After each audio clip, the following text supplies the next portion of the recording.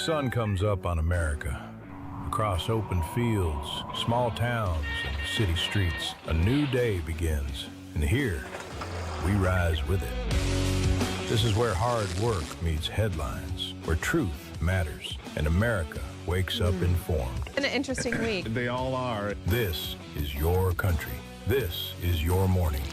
This is Daybreak with Steve and Ivy Gruber. America, let's do it together. Love you, Ivy. Love you too. And it starts right now. All right, let's get to it. Live from the nation's capital, Washington, D.C. Very hot yesterday, more heat today. Smoke across the Great Lakes and Northeast. A lot going on. Three big things to cover this hour. Number one, the White House is saying the attacks in Iran, as vicious as they've been over the past 5 days, are going to get far more severe going into next week. Will this be enough to get Iran to the table finally? Number two, the economy seems far stronger than anyone wants to give credit for. Inflation is lower, jobs are being created, and the nation is really starting to move again, despite a spike in oil and gas prices. And number three, it's been a very busy week across Washington already. And with tonight's planned primetime address from President Trump, expected to focus on election fraud in states like Georgia, it's clearly going to be a lot hotter than the 101 degrees the mercury spiked to in the nation's capital yesterday. I'll get to the president's address in detail tonight in a moment, but first, I want to start with a number of hearings on Capitol Hill Wednesday. I was in the Senate Judiciary Committee hearing where the acting Attorney General Todd Blanche was in the hot seat, and sadly, it was also predictable. It was so predictable. The Democrats are doing everything they can to sink the nomination, and they may just succeed. But along the way, they're also underscoring why Americans hate politicians in general. Todd Blanche bombed the idiocy of the Democrat questions during the confirmation hearing I attended. Here he is with Senator Sheldon Whitehouse. How long do you intend to put up with that Kash Patel character? Are you good with his airplane jaunts? Are you confident he's not drinking on the job? Are you sure none of his travel is a pretext for vacation activities like snorkeling, Olympics, and visiting girlfriends? Are you sure he knows what he's doing? Do you vouch for him? Are you willing to look at whether he lied to this committee? That's an extraordinarily obnoxious question, Senator, and I have full faith in Director Patel and the work that he's doing every day. Great, you get to own that. It's not serious. It's not. This is not a serious hearing. Nothing to do with Blanche or his qualifications, just an unbridled attack on the director of the FBI. But don't worry. If you thought that was in the gutter, it gets a lot worse. The Democrats in these hearings are devoid of integrity or actual questions. It devolves into character assassination. Here is the question from Hawaii's Mazie Hirano. Listen. Questions. Since you became a legal adult, have you ever made unwanted requests for sexual favors or committed any verbal or physical harassment or assault of a sexual nature? No, Senator. Have you ever faced discipline or entered into a settlement relating to this kind of conduct? No, Senator. Mr. Blanche, over the... Unbelievable. Again, it's not serious. It's not a confirmation hearing. It's a race to see who can get the most clicks on social media, which, by the way, the senator from Hawaii did, but for all the wrong reasons. She was mocked and ridiculed, as she should be.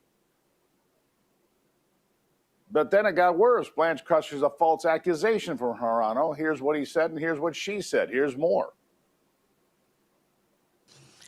Mr. Blanche, one of your first acts as a Deputy Attorney General was to issue a memo eviscerating DOJ's enforcement work against crypto criminals. Crypto crime surged in 2025. Mr. Blanche, are you aware that Americans reported over $11 billion in crypto fraud losses to the FBI last year? Our crypto enforcement is way up compared to a year and a half ago. So I didn't eviscerate anything. To the contrary, actually, we empowered AUSAs around the country to go after criminals in the right circumstances, and we continue to do it.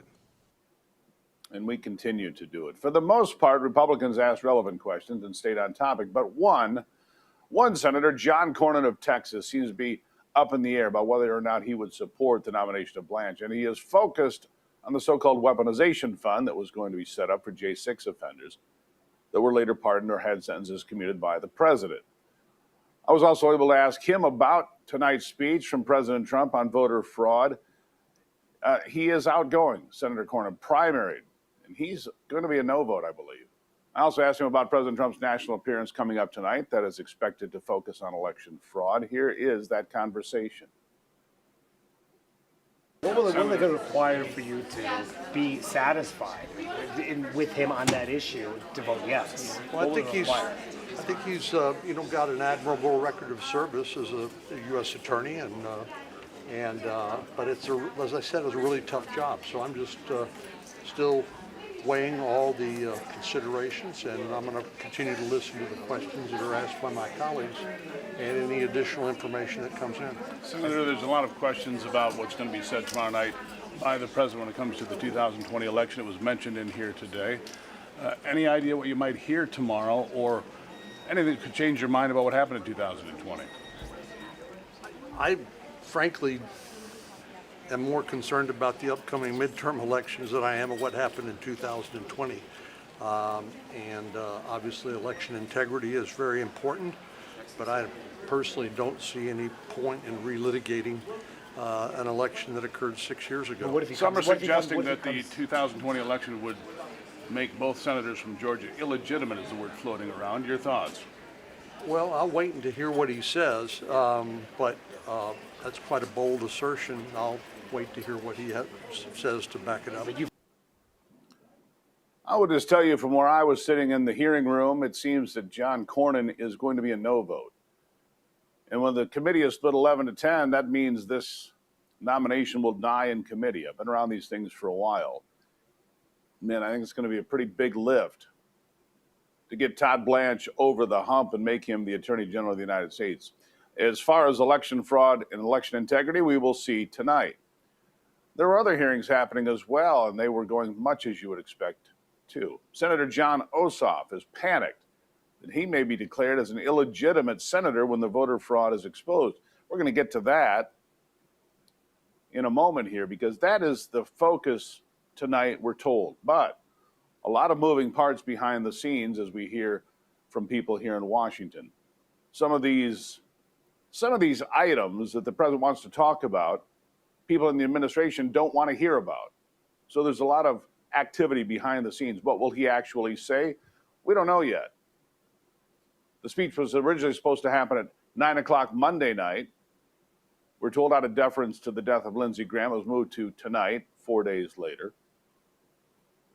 But the election fraud and the election integrity is the biggest question. And we're told we're going to hear about foreign interference, not from Russia, but from China, maybe involving the databases of 18 different states, that the Chinese were able to get into the voter databases of 18 different states. We've been hearing that for weeks now. We've talked about it here on the program. Well, tonight, we're told that there will be a pile, and I mean a pile, of documents that will be released because they've been declassified.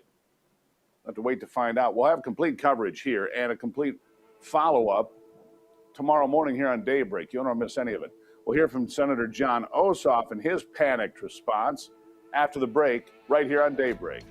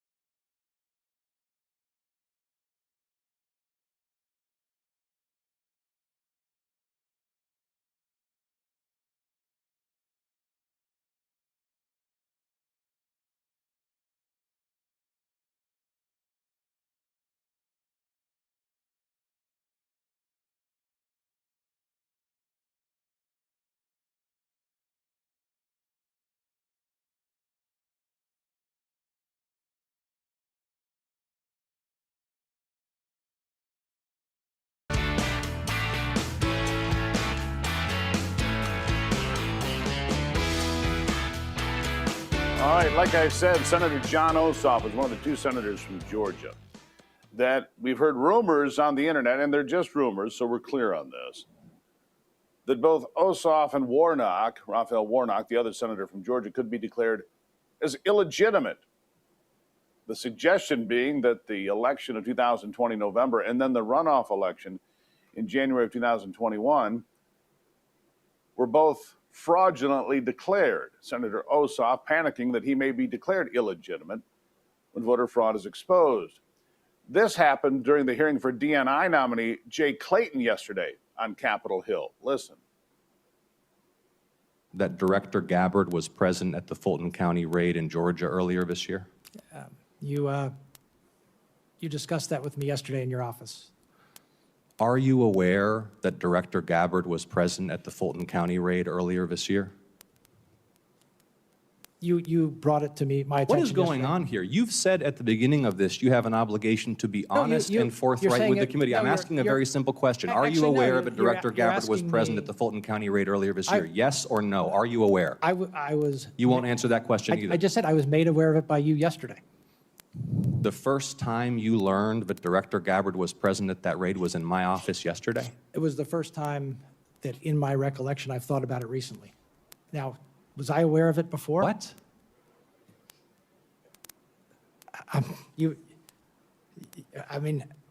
You brought it to my attention yesterday. I Okay. had not So thought. you had not known I had until...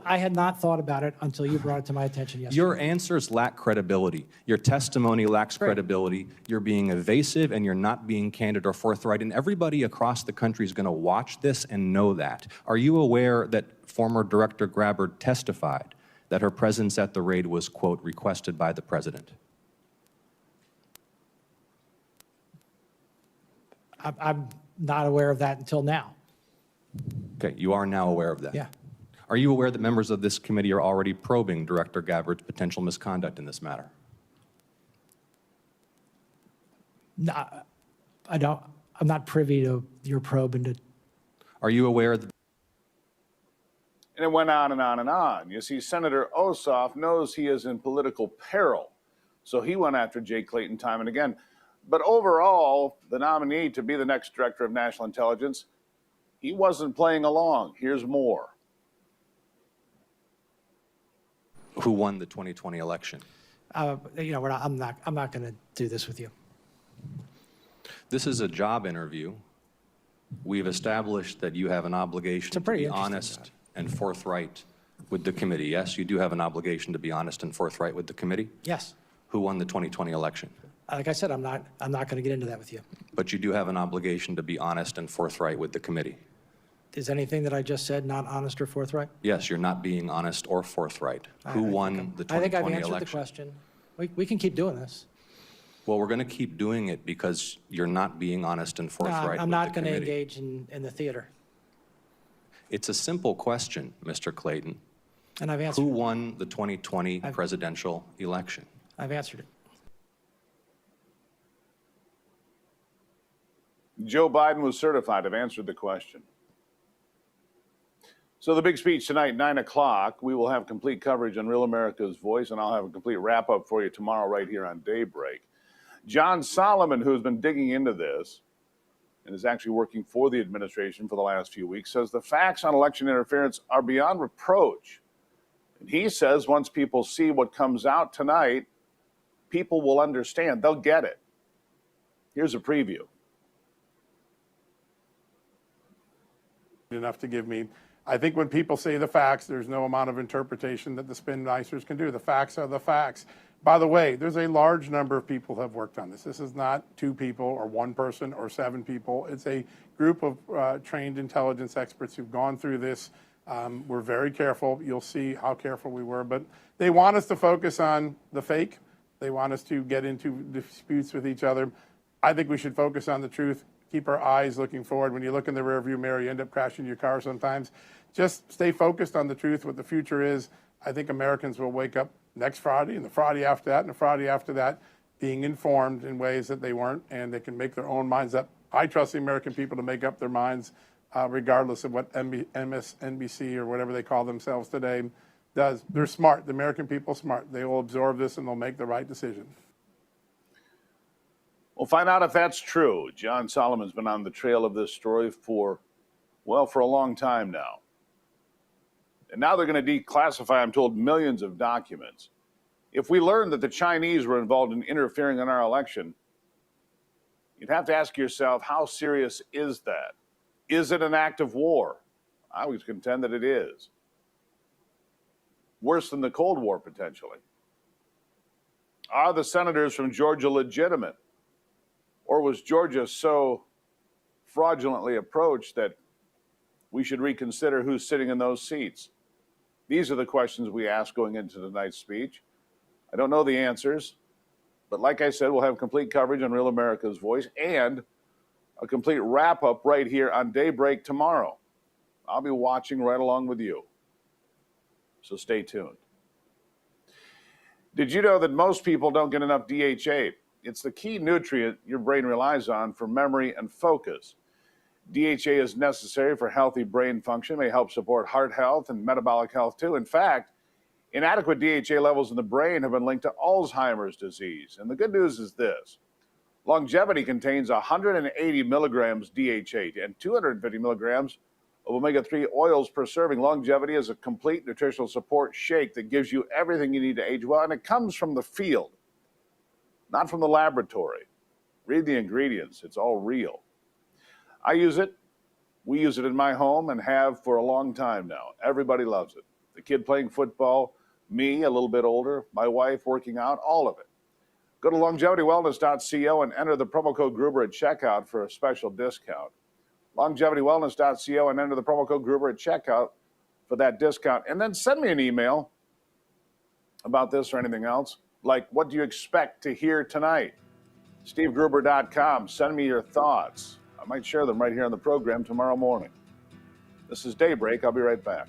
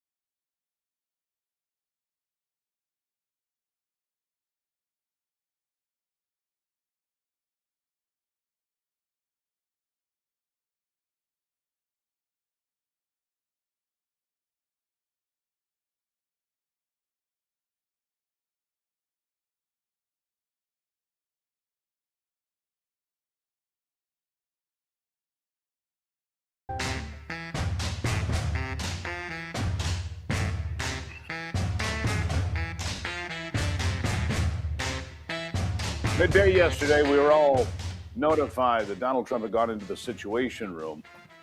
And there was a rumor for a moment that he might cancel his schedule for the day. He did not. He went to Pennsylvania, to the U.S. Army War College in Carlisle, Pennsylvania, to talk about the next generation of American defense systems and so forth.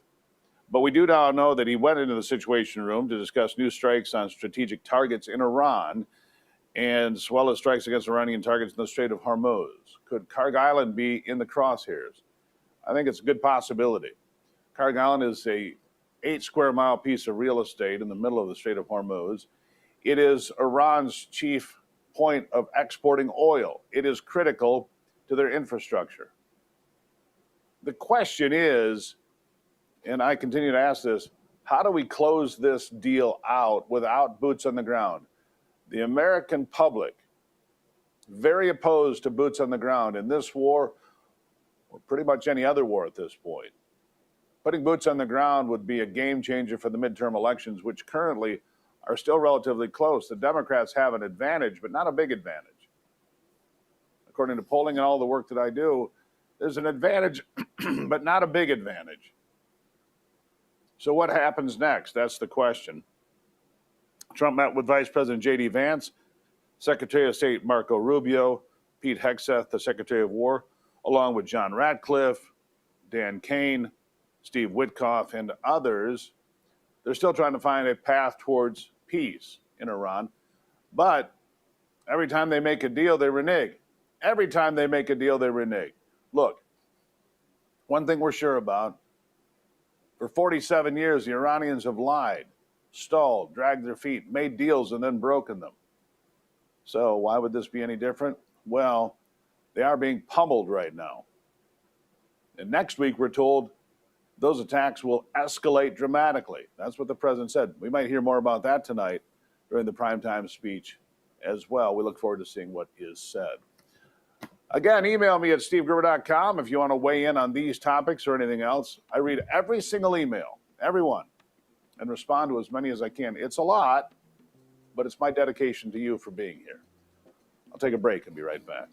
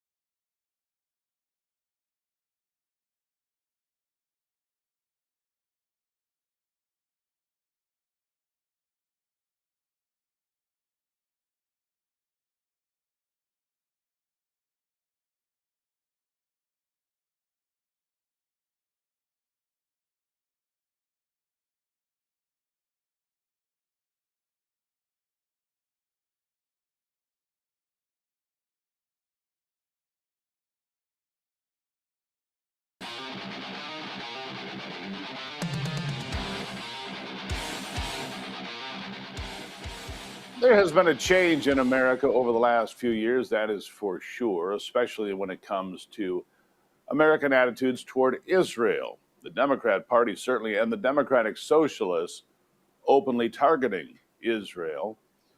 And some Democratic lawmakers are targeting Jewish charities supporting Israeli communities. The anger toward Israel has been advanced to a point of probably no return.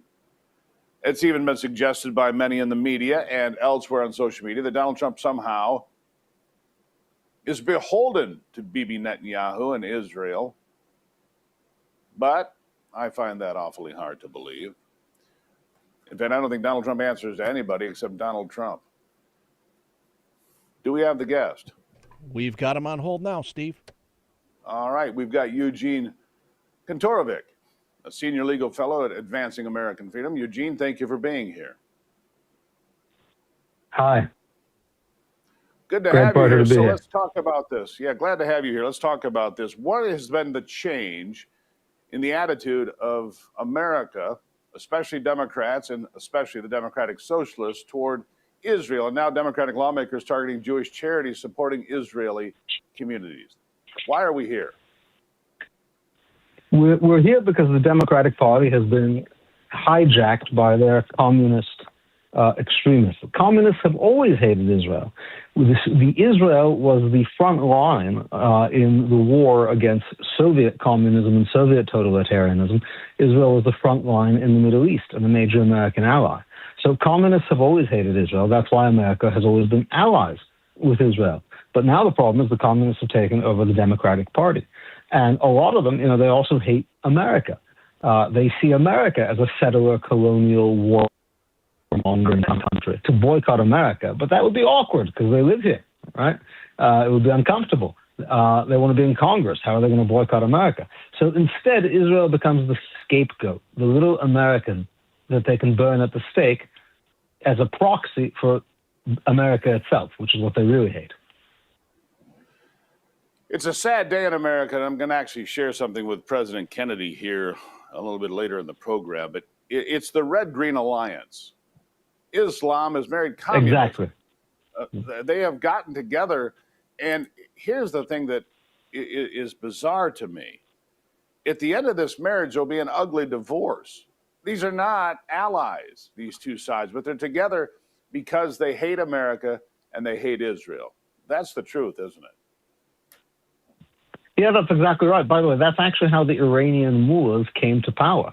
The revolution against the Shah in 1979 was a Marxist Islamist revolution. They would, take care of the other when it was over. In the end, the Islamists ate the Marxists for dinner, and that's, of course, going to happen here. So how can they not read the warning signs? I mean, are people in the Democratic Socialists of America and elsewhere so blunted to the facts that they're just going to ignore this? What you just said is exactly right. At one point, one side will eat the other. And I'm guessing it's the communists and the DSA that will not survive that political war and whatever else it turns out to be. How can they not see and read history? I think when they see history, they see, communism has been unsuccessful everywhere it has been tried. And, in a sense, they have really no other play left than to make this alliance with radical Islam, because socialism, communism is played out. Nobody's that interested in it. And, they have this main point of commonality, namely their hatred for America and the West. And I think they'd rather see America torn down, and they care less already about what's going to be built after. Yeah, they don't care. They I believe think that's the America unifying is theme. the evil thing. Last question. Is it too late to save this country from this rise of communism, this Red-Green Alliance? Is it too late, or can we still blunt this thing? It's absolutely not too late. America is an amazingly free, successful country full of patriotic people who really love the country. And, it's not a coincidence that stuff is really largely confined to, the New York and California areas. It's important to keep it confined there. But I think it's also important to be wary of even people on the right who might want to ride the tiger of this anti-Semitic sentiment. And we see, like Thomas Massey, put up a bill in Congress. The only people who voted for it were Democrats. So when you see Republicans putting forward proposals, the biggest audience for whom is anti-American audiences of a socialist or Islamist nature, you have to know that's not a good direction for the conservative movement or the Republican Party. Eugene, greatly appreciate you being here. We'll keep an eye on this Red-Green Alliance and see how it advances, sir. Thank you for stopping in. Thank you. Take care. Great to be here. Now, I want to share with you President Kennedy, John F. Kennedy, on communism, what he said in the early 1960s, shortly after taking office. Listen to this. Communism is so often described as an ideology or a belief that exists somewhere other than in the United States. Let me ask you, sir, just how serious a threat to our national security are these communist subversive activities in the United States today? Well, I think they're serious. I think it's a matter that we should continue to give great care and attention to. We should support the laws which the United States has passed in order to protect us from those who would destroy us from within. We should sustain the Department of Justice in its efforts and the FBI, and we should be continually alert. I think if the United States is maintaining a strong society here in the United States, I think that we can meet any internal threat. The major threat is external and will continue. For we are opposed around the world by a monolithic and ruthless conspiracy that relies primarily on covert means for expanding its sphere of influence, on infiltration instead of invasion, on subversion instead of elections, on intimidation instead of free choice, on guerrillas by night instead of armies by day. It is a system which has conscripted vast human and material resources into the building of a tightly knit, highly efficient machine that combines military, diplomatic, intelligence, economic, scientific, and political operations. Its preparations are concealed, not published. Its mistakes are buried, not headlined. Its dissenters are silenced, not praised. No expenditure is questioned, no rumor is printed, no secret is revealed. It conducts the Cold War, in short, with a wartime discipline no democracy would ever hope or wish to match. Nevertheless, every democracy recognizes the necessary restraints of national security. And the question remains whether those restraints need to be more strictly observed if we are to oppose this kind of attack as well as outright invasion. Warning about communism and the attacks from within. Compare and contrast President John F. Kennedy and the Democrats of the past to what you see today, and really there is no comparison. That's why I shared that with you. You need to understand this is a serious threat. The rise of socialists who want to give free stuff to everybody. Free stuff to everybody always ends the same way, in misery and death. We'll take a break and be back on Daybreak.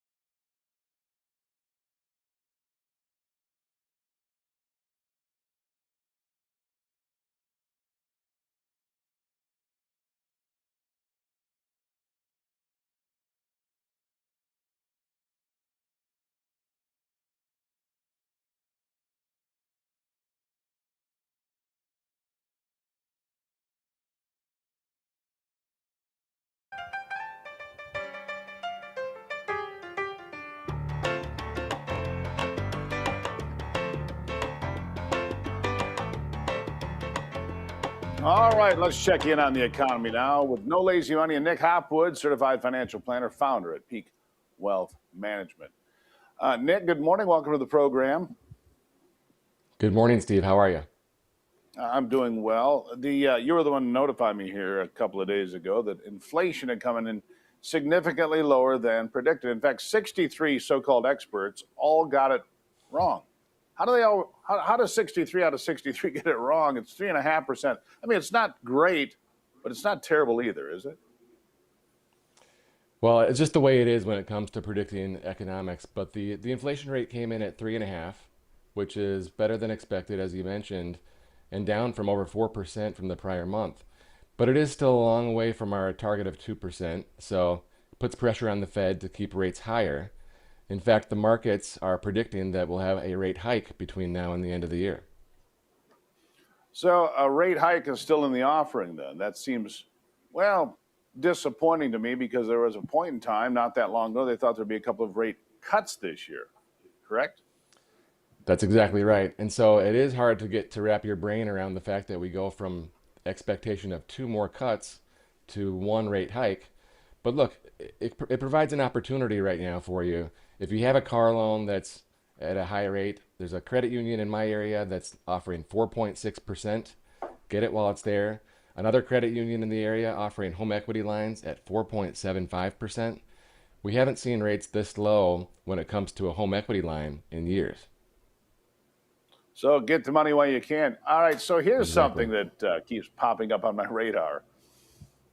People living with their parents longer than they used to. You know what? This doesn't bother me.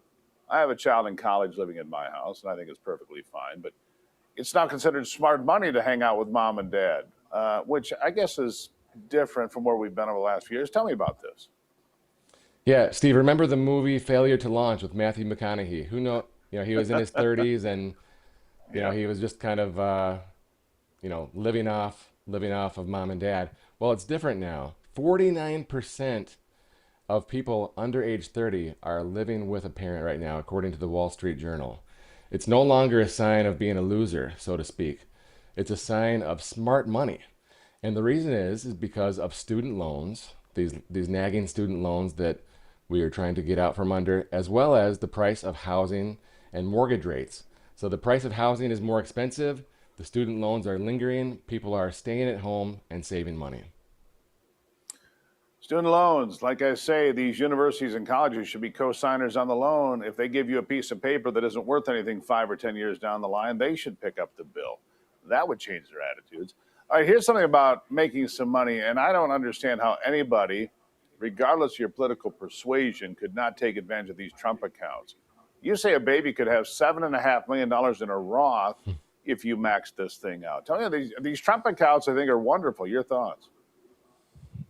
I think it's the best thing since sliced bread. So ultimately, it's a non-deductible IRA. And you think, well, what's so special about that? Well, the thing that's special is that you can start at birth. So $5,000 per year for 18 years is $90,000 in deposits. If that $90,000 is growing at 8% at age 18, it would be worth $202,000. Now, in your between 18 and 25, if your parents are not claiming you as a dependent, you can convert that money to Roth at an ultra low income tax rate. Get the money into Roth, Steve, with no further contributions, just that first 90,000. At age 65, growing at 8%, it would be worth $7.5 million. Now, of course, past performance is no guarantee of future results. But look, the market has averaged larger than 8% over our lifetime. So the sky is the limit here. So $7.5 million, even adjusted for inflation, that's a big deal. That is a big deal. Yeah, adjusted for inflation would be about $2.3 million in today's dollars as a present value. But look, most people who are retiring today don't have $2.3 million. So it's a really incredible opportunity. Okay, there you have that. What about retirement confidence, though? Excuse me. A survey says it's the lowest level in 10 years. Why? Yeah, despite a bull market over the last 15 years of fantastic market performance, 61% of workers are not confident that they can retire with confidence, with comfort. And there's two main reasons. Number one is healthcare expenses. Obviously, we all know what's happened with our double-digit healthcare inflation. But number two is that they build a plan where they think they can work till age 65, but ultimately, because of health or because of getting downsized, they ultimately have to leave the workforce at 62. And those 3 years, it's 3 years where you have to take withdrawals from the portfolio, so the portfolio can't grow. 3 years where you're not making deposits to the portfolio. 3 years where maybe you're taking Social Security earlier and it's not continuing to roll up. And so this is definitely on the minds of workers today. And ironically, right, with a great market and a great labor unemployment rate, we're lacking confidence. Lacking confidence. I also saw a deal in the Wall Street Journal. People can't retire because of student loans. I keep going back to these student loans. We need to fix this problem. I don't know what the answer is, Nick, but we do need to fix the problem because people are saddled with debt with a diploma that doesn't get them anywhere. And that's a real problem. 20 seconds on that. Yeah, the Wall Street Journal profiled a couple that has $114,000 in student loans at age 65. So they're unable to retire. Yeah, so it's like you keep refinancing your mortgage and you retire with a brand new 30-year mortgage. Same concept if you continue to refinance that student debt. So you have to have a plan to pay it off. You got to have a plan to avoid it in the first place. I think college, like my friend Charlie Kirk said, is a scam for a lot of people. It doesn't get them anywhere except debt. PeakWM.com/Gruber to get a free Social Security analysis. PeakWM.com/Gruber. The QR code is right there on your screen. You can talk to Nick personally, and you'll be glad you did. Nick, thank you. Thank you. Really appreciate it. Student loans. What a scam. I'll be back.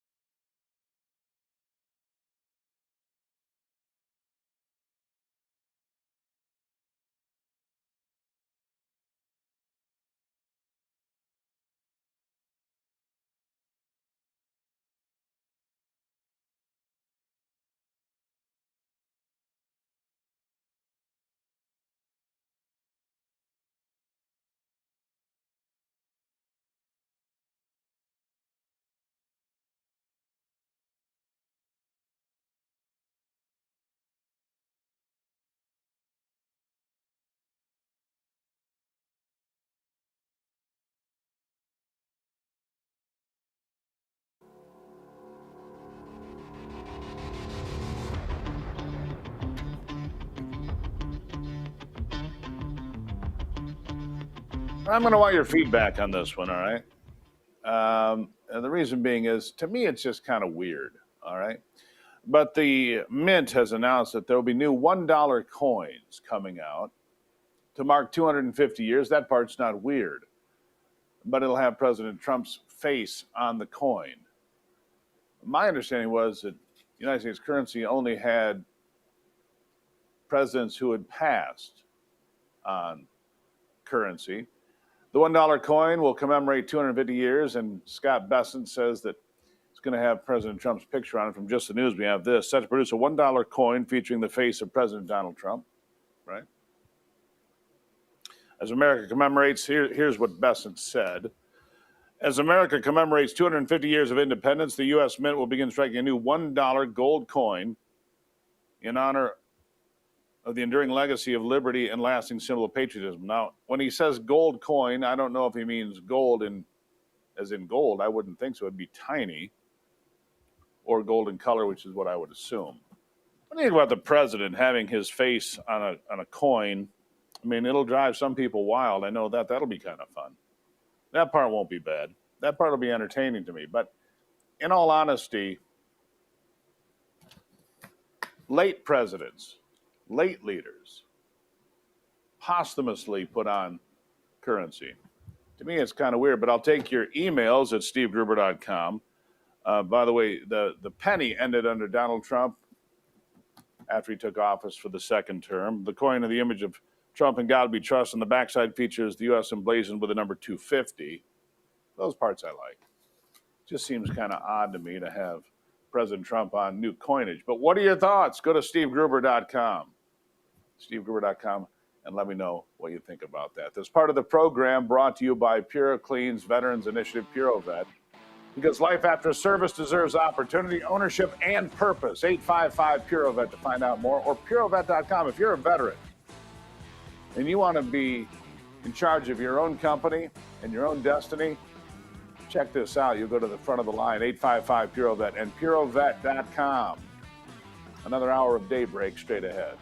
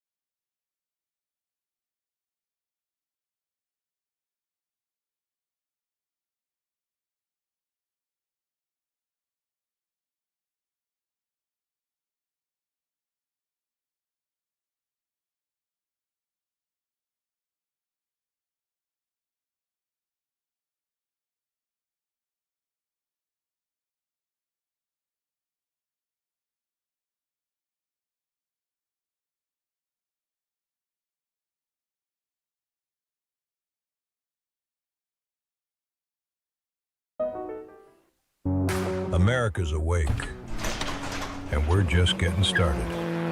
The headlines that matter, the stories they won't tell you, and the voices fighting to be heard. This is your country, your morning, your daybreak with Steve and Ivy Gruber. A new hour starts right now on Real America's Voice. All right, and welcome to it live from Washington, D.C. We are here all week waiting for that big speech tonight. I'll get to that in a moment. But first, three big things this hour. Number one, despite the fact that oil only went up about $6 or $8 a barrel, gas has spiked again 5 cents overnight. You think somebody's making money here? I think probably. Number two, the war in Iran is going to expand. Iran issuing all sorts of threats to the United States, to its neighbors and others. No surprise there. And number three, again, the big speech tonight, 9 o'clock prime time with the president. Will he expose election fraud? That's what's been discussed for days now. We'll find out what he has and what he intends to reveal. Apparently some discussions behind the scenes as to what will be revealed and what will not. All right, I'm in Washington. Ivy is in the home studio. She joins me now. Ivy, good morning. Good morning, Steve. How are things going in D.C.? Boy, was it hot yesterday. 101 degrees. It's supposed to be 100 again today. The humidity, you know, it's D.C. in the summer. The politics are hot. The weather might be hotter. I mean, it's pretty remarkable how hot it is. You walk out this morning, you walk outside, bam. Yeah, it just hits you right in the face. Yeah, 5 in the morning, and it's like, wow, it's already smoking hot. Anyhow, Yeah, hot there too. And I understand there's a lot of smoke where you are. Yeah, the Canadian fires are causing some issues here in Michigan, especially northern Michigan. But yesterday I was driving home from the grocery store, and I'm like looking around going, man, it's awfully smoky. You know, just unusual here for where we are. But we love to head out west generally once a year, and that's not an uncommon place. So we're used to that, but I find it interesting. Although I'm really glad that, Steve, that you're not in New York, because some New Yorkers are taking a different approach to staying cool this summer. They're ditching traditional deodorants, according to New York Post. Some residents say they are no longer using deodorants or antiperspirants because of concerns about chemicals, environmental impacts. Wow. So they have switched to botanical sprays, and they are just going all natural, Steve. What do you think about that? I guess the scent bouquet on the subway is quite something. Then, isn't it? You're packed in there, and the guy next to you hasn't used deodorant in a couple of weeks. Yeah. Great. And like another reason to avoid. Maybe New not York, the best plan. But I do find this story concerning Democratic Governor Andy Beshear. There are still some local traffic stops there in Kentucky, and causing some issues because there are illegals that aren't able to drive and can barely speak English. I want you to hear this soundbite for about a minute, and then I want your reaction. Go ahead, Anthony. Are you the registered owner of the vehicle? Yeah. You have a driver's license with you? You got the vehicle in park, right? Alright. You realize the speed limit through here is only 55, right? 55? 55. And here is 50 or 55? How much is here? 55. 55. And I'm coming? You're doing 64. 64. You also have your high beams on. You're not supposed to have your high beams on when you got traffic around you. Any reason why you're driving down the road with high beams on with traffic around you? I'm not sure. What do you say? Your high beams. High beam. What is a high beam? What do you mean, what is a high beam? All right, Steve. I don't understand. Bright light. Oh, I was gonna, there's like a 2-minute bite, but wow.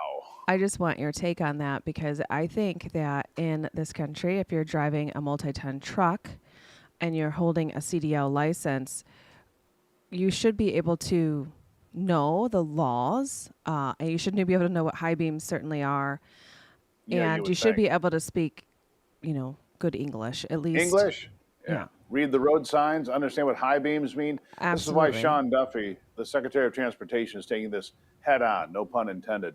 The fact of the matter is these people should not be on our roads. They're driving 80,000-pound missiles down our interstates. Some of these guys, as we've seen the tragic results, pulling U-turns on the highway with 18-wheelers, people getting killed. I saw a video yesterday of an 18-wheeler plowing into a bunch of stopped vehicles on the interstate, just not paying attention, just drove several people killed.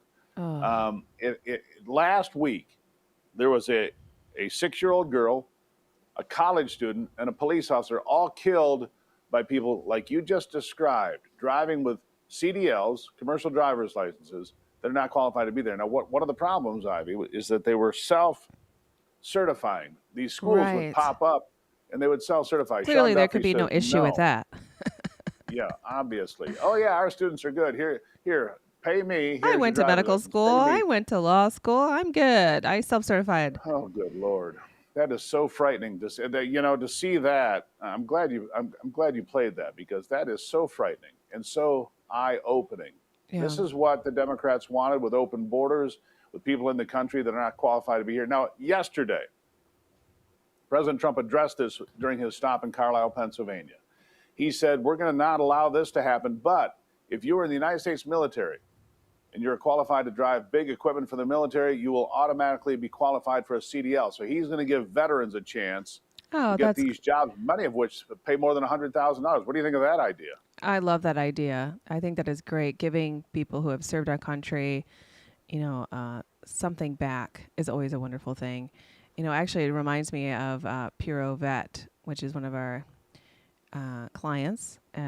Puro Yep. Clean, which is a restoration company, but what they do is they give back to veterans who want to start their own business, and they waive a bunch of fees and things like that. So if you're ever interested in opening a company, and you're a veteran, look up purovet.com. That's right. Really great, but I think really it's a great, brilliant really idea, great Pure Vet. company. But I think that's a Yeah. brilliant idea. Absolutely. We need to take care of the people Well, in this country, and that's a really great way to do it. I thought it was he was at the U.S. War College there in U.S. Army War College in Carlisle, and he said, "Look, let's give the veterans who know how to drive big trucks a chance to drive big trucks in America." You know what they do know? The Makes English sense. language. You know what they do know? They know what a high beam is, right? Right, exactly. So one more thing, Steve. The U.S. House is expected to vote on the Sunshine Protection Act to make daylight savings time permanent. Do you think this is actually This is dividing going? people. It's dividing It's people? actually dividing people. Yeah, I've got a bunch of people in the inbox who say, no, we don't want daylight savings time permanent. We want Eastern Standard Time. We want Standard Time permanent. And so there's a divide on this. But what people do agree on, stop moving the clocks back and forth. Yeah. They agree on that. Well, certainly, I think, some people complain, well, you'll have to take the kids, the kids are going to wait at the bus and it's going to be dark. But either way, at some point in time, it's dark. It's just silly. That's right. I don't know. I think it is best to just keep it all on one. Whatever you decide the time is going to be, let's keep it that way. So I agree with that, and I think most people do. Real quickly here, at least in the United States. a couple of things. People weighing in on the $1 Trump coin, a whole bunch of them. Let's see. Audie writes, I've always been a staunch supporter of Donald Trump. At the same time, I've always been uncomfortable with his desire to have his name and image on things. Just my 2 cents, pun intended. Let's see. Let me grab another one here. That's marketing, buddy. Yeah. Yeah, I missed it here. He's going to buy all of his Starbucks with the Trump coin, he says, going forward. Nice. Just to drive the people at Starbucks nuts. Anyhow, we'll weigh on that. We'll always take your emails here. Audie, thank you for yours. SteveGruber.com is the place to do that. Ivy, I'll see you back here in a little bit. Love you. Love you too. Thank you. We'll take a break and be right back on Daybreak.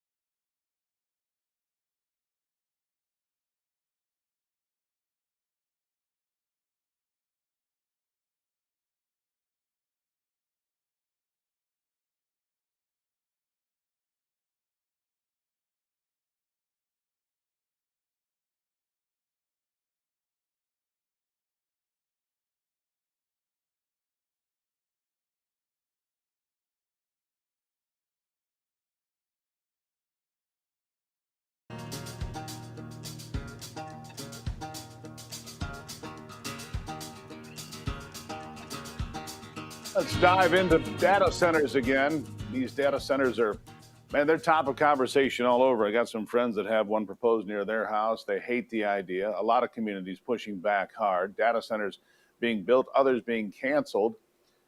But could they be helpful to some places? Brandon Arnold is the Executive Vice President of the National Taxpayers Union joining me now. Brandon, good morning. Good morning. You believe that data centers can be a win for taxpayers and communities some places. But my question is this, why do we build them out in farm fields? Why can't we use places where maybe a factory is closed, you've already got a place that is developed? Why can't we build data centers in cities that need the help? Why do they want to turn these places like farm fields into data centers? That's my question. What say you?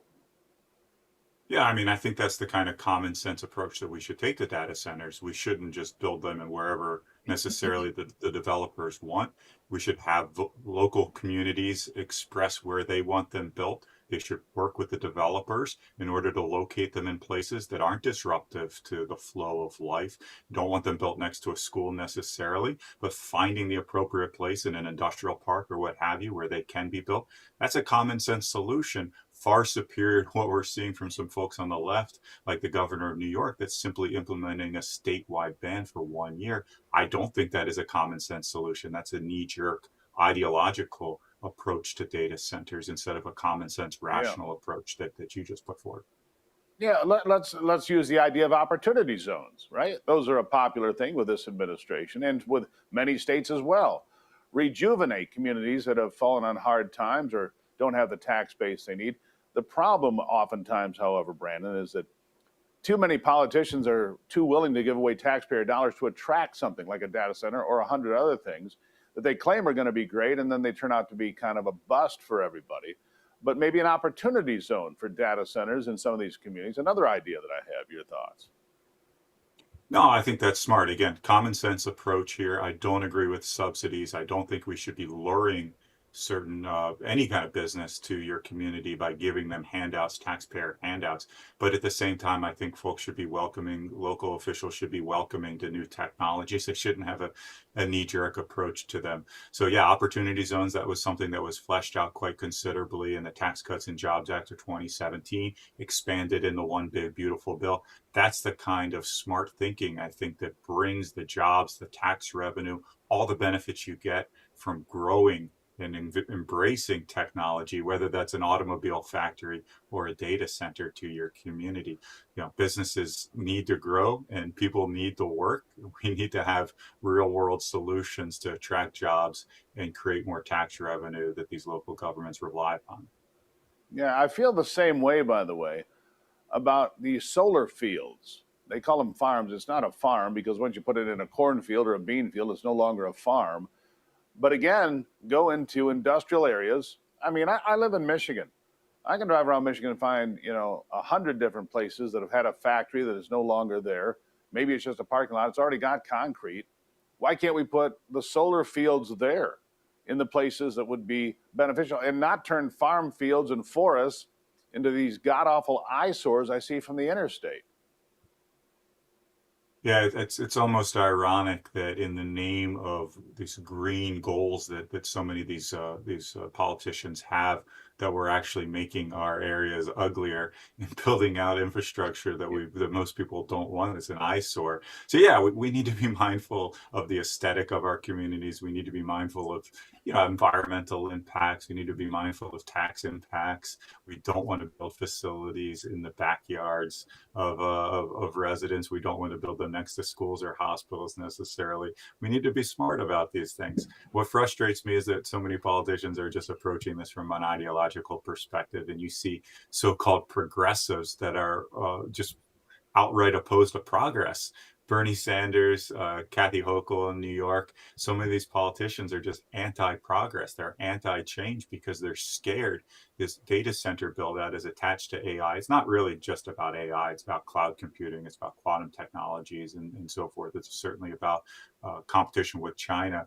But they're so anti-progress that it's just almost ironic how much they hate the growth and future prosperity of this country. I want to go back to what you said, though, because I think most people, at least I agree, that we need to limit these subsidies. We've got to stop padding the wallet of these developers or these companies and giving them, tax abatements and handouts at my expense and yours. And one has to wonder, Brandon, are they really beholden to an ideology or to lobbyists on any side of the argument? I mean, let's be honest. These people, and it's not for the benefit of the American people. It's for the benefit of the politician and for these big companies, too often at the expense of the American people. Last word to you. Yeah, I couldn't agree more. Too often the lobbyists are ruling the day on these decisions, and that's an enormous mistake. You look at a county like Loudoun County, Virginia, which is just outside of Washington, D.C. They have lured data centers to their jurisdictions, one of the data center capitals of the country, and they've brought in $1.3 billion annually in property tax revenue. You don't need to pursue these companies with handouts. You don't need to give them taxpayer resources. Set low, fair, equitable tax rates, attract these companies to your local communities, and guess what? You'll reap the benefits and have those resources for schools, fire, for infrastructure, or heck, maybe to give people back a little bit of a tax break, cut their property taxes, cut their Social Security, their income taxes, and let the taxpayers be a little bit better off for it. And maybe cut property tax too, like they did in Florida. Smart move, by the way. Brandon Arnold, Executive Vice President, National Taxpayers Union. Greatly appreciate you being here. Let's see if we can make AI work smart, not just plowing fields under. Thank you for being here. Thanks a lot, Steve. Appreciate it.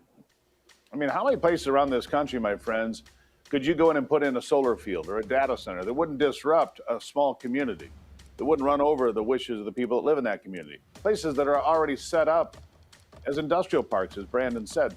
Those would be smart moves. Opportunity zones for AI centers and solar fields. All right, how about that?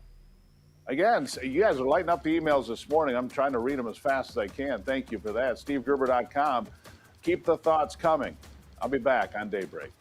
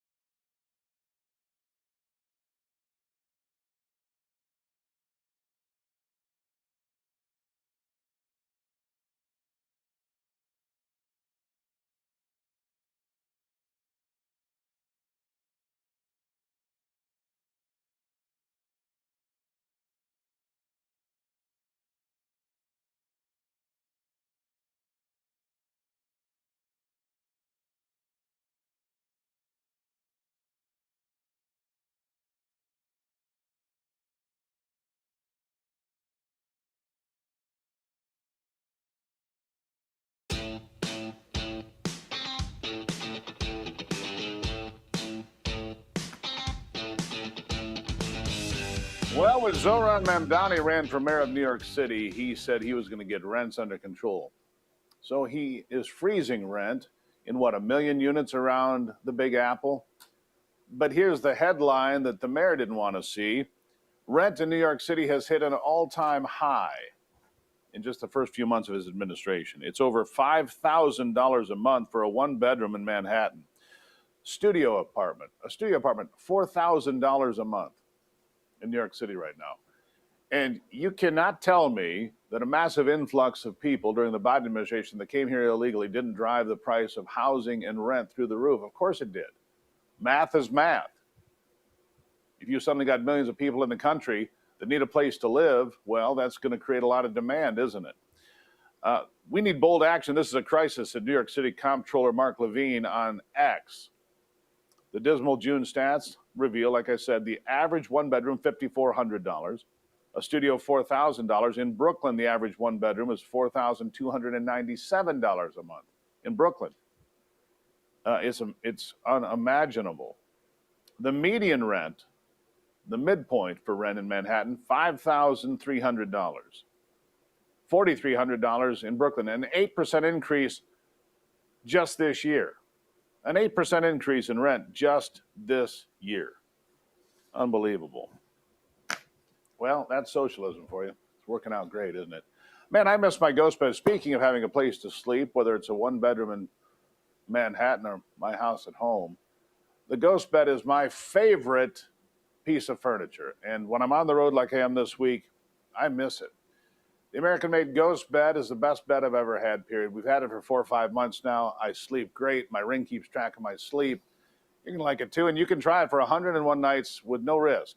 If you honestly don't like it, you can call them and they will come to your house and pick it up. No questions asked. It's unbelievable.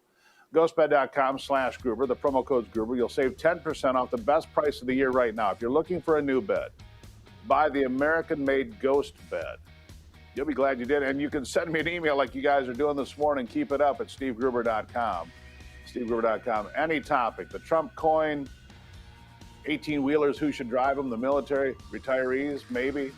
Anything you want to talk about, stevegruber.com. Send me an email. I read them all. I'll be right back.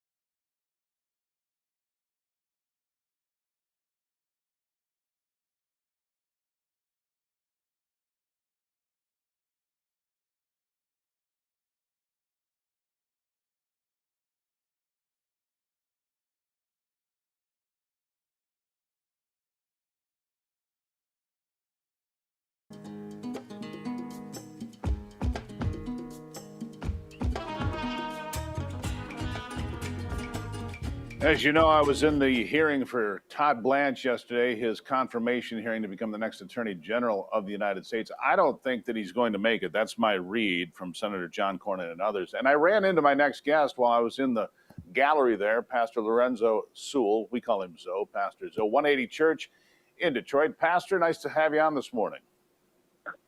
How are you today? I'm doing great, and I wanted to have you here. First of all, I don't think that Todd Blanche is going to make it here. I don't know what your feelings are, but go ahead and share. You called it all performative yesterday, and I think you're not too far off the truth. Your thoughts? Yeah, well, first of all, Todd Blanche is a Democrat #1. Horn is too. They both hate. I only hope Todd Blanche has his love for the president and the fact that the elections are cheated. And I can help him. That's why I'm here in Washington. I have the affidavits. I have the proof. I have the people. I don't have ballots or machines. They can't testify. Steve, that's the problem. Todd needs to really show he loves the president because I'm the only one that has the proof they're voting for poor black people without their knowledge. It's just that simple. And Horn hates the president. That's why he made that comment. He's horrible. You made the point that people in your church, you called them poor black people to me yesterday. Their votes are being cast even though they're not the ones casting them. In fact, you're at the Sixth Circuit Court of Appeals. And they're registering them. Tell the folks what is happening. Yeah, so I'm about to go through security here, but I'm going to tell you quickly. What happened is we sued our Secretary of State, and she said that our people were registered through a driver's license transaction. Well, they weren't there. And people who physically went into the ballots, they switched their vote.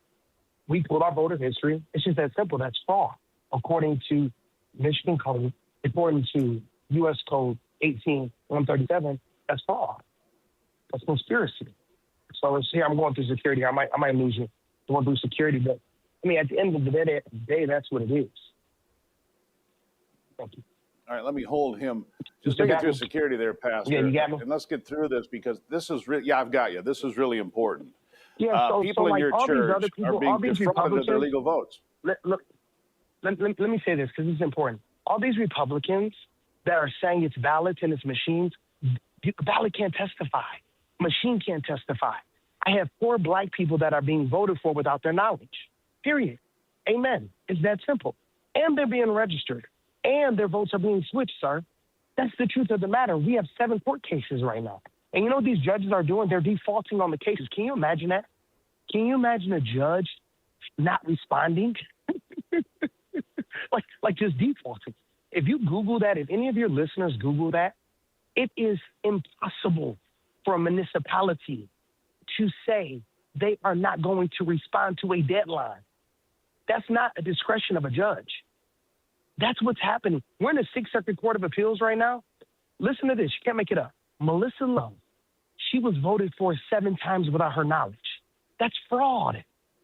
And think about this. She's voting for people that are destroying her and mismanaging her resources, misappropriating her funds because they misrepresent her because they were never voted in by her and can't be fired by her. Can you imagine that? People like Alyssa Slotkin, people like Gary Peters, people like Joe Biden. It's unbelievable to me, Pastor, that this is allowed to continue. And here's what I want to say. Democrats used to say, well, there is no voter fraud. It's something the Republicans have made up. And then they said there's not widespread voter fraud. But this is just in one small area of Detroit. What do you believe the truth is about fraud in your state of Michigan when it comes to voting? See, that's like when a Democrat says that, that's like me telling you there's only a serial killer in one city. How can you say if voter fraud is just in one place? It's just like saying there's a murderer in one place. Nobody would respond that way. Can you imagine law-abiding citizens acting like fraud is just so laissez-faire? Can you imagine? That's like me taking your credit card, buying a house, buying a car. You're homeless, and you just acting like, no, that's fine. He just stole my credit card. He just mismanaged my resources. I'm homeless, and it's fine. This is the reason why black people are in poverty. The reason why they're in poverty because Democrats are voting for them without their knowledge and mismanaging their resources. That's what's happening. That's the truth of the matter. Now, anybody come to Detroit and tell me different. 180 Church, come to 180 Church and show me different. You can't. I'm not an ambulance chaser. I didn't know the elections could be stolen. When President Trump came to my church, that's when people came to me and said I was voted for illegally without my knowledge. I moved outside of Michigan, and when I moved outside, they re-registered me without my knowledge. That's fraud. You cannot commit conspiracy. It's U.S. Code 18137. It's criminal, and that's why Todd Blanche. So let me ask you this: because they should have. let me ask you this. The Go ahead. president is going to give a primetime speech tonight at 9 o'clock. I know you know that. You're here in Washington with me. That's why Jesus has me here. He's going to That's why talk about, Jesus has me here. he's going to talk about voter fraud. What do you want the president to say tonight? What do you think we might see? What are you hearing from your sources inside of D.C.? So I'm hearing a lot of different things. Some people are saying he's going to talk about foreign agents being involved. See, the president sits in a different seat than I do, even though he told me he wanted me to be his pastor when he came to my church. What I realized, whatever he say, it sheds light on what we know and the proof we have. So it doesn't matter what he says, really. Some people are saying foreign entities. We know that comes from Peter Tipton. But, Steve, at the end of the day, you still got to line up with the clerk. You still have to get with the Secretary of State, even if China, Russia, Venezuela, even if Vietnamese, the Chinese, it doesn't matter. At the end of the day, you still got to get to a Secretary of State. You still got to deal with the clerk because they're the ones who cast them. They're the ones who count the votes. They're the ones that are head of the elections. And they are the ones, Steve, that are making kings. You saw yesterday. Look at all those little children that got to sit in seats that we didn't get to sit in, but we're paying taxes. I pay more in taxes than they make in salary, and I can't even sit and talk to Ty. That's unbelievable, man. I mean, that's corruption. It's a deep state. We're dealing with the deep state. We're dealing with the corrupt, totalitarian, Islamic, jihadist states of America. That's what we're dealing with right now. That's the truth. And the only one that wants to save us is President Trump, nobody else. I don't even trust one person except for Mike Johnson. That's it. There's How nobody else I frightening is trust it in to this government. you that Abdul El Sayed is the leading candidate to be the next senator from Michigan? You literally just brought up my point. Now, how is it? Now, think about this. Think about this for a second. How is it that an Islamic jihadist who literally is best friends with the demonic Charlie Kirk, Hassan Picker, how is it that he becomes the leading candidate? Do you know why? The children of darkness are wiser than the children of light. Muslims care more about destroying this country than Christians do in preserving it and keeping it. That's just the truth. You can't even get pastors out here. How many pastors did you see yesterday? Me, that's it. That's terrible. That is terrible. How can you speak truth to power, and how can you keep the fidelity of our Constitution and our government and preserve our founding fathers if you don't even have pastors involved? That's terrible. It's the worst thing. Everybody should leave their churches and come to mine. Pastor Lorenzo Sewell, I always appreciate talking to you, my friend. Nice seeing you yesterday. We'll talk again soon because Thanks, this brother. fraud All and right. this pursuit of the case in the Sixth Circuit is very important, sir. Thank you. I'll talk to you again soon. Yeah. All right. God bless. You're welcome, Steve. God bless you. There you have it. Look, he's telling you that they have the affidavits of ballots being cast on the name of people that attend his church. They had no knowledge of those ballots being cast. And when they do cast ballots, he says those ballots are being changed. That's what the man says. Pretty important. I look forward to that speech at 9 o'clock tonight. I'll take a break and tell you about something very different after the break, right here on Daybreak.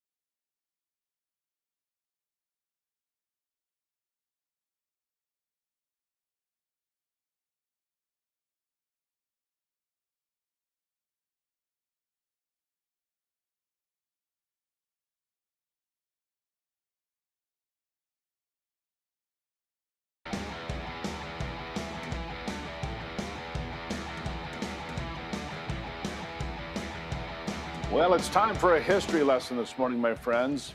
On the 18th of May, 1927, the worst school massacre in American history occurred at the Bath Consolidated Schools when a gentleman that worked there, Andrew Kehoe, detonated dynamite under the school. 45 people were killed. He was one of the victims that day, if you want to call him a victim. But it was mass murder. It was a bombing of a school, an elementary school. My mother taught in that school years later after they rebuilt what was left because half the building didn't go off. 500 pounds of additional dynamite was found under the other half of the school. But strangely enough, to this day, there's no memorial to the Bath School disaster. No memorial, no headstones, no names listed anywhere of those that died that horrible day in May 1927. Chris Hagerman is joining me from the Bath School Museum Committee because he wants to change that. Chris, good morning. Good morning, Steve. This is something I've been familiar with my entire life because I grew up not too far from where this bombing occurred. But for most people around the country, they've never heard of the Bath School bombing or the 45 people that died or the massacre that occurred that day just before school was to let out for the summer. I mean, it's folklore in Michigan, isn't it? Yeah, you could say that. We've, as the Bath School Museum Committee, have worked hard over the past, especially the past about 5 years, to really get the word out because not many people have heard about this.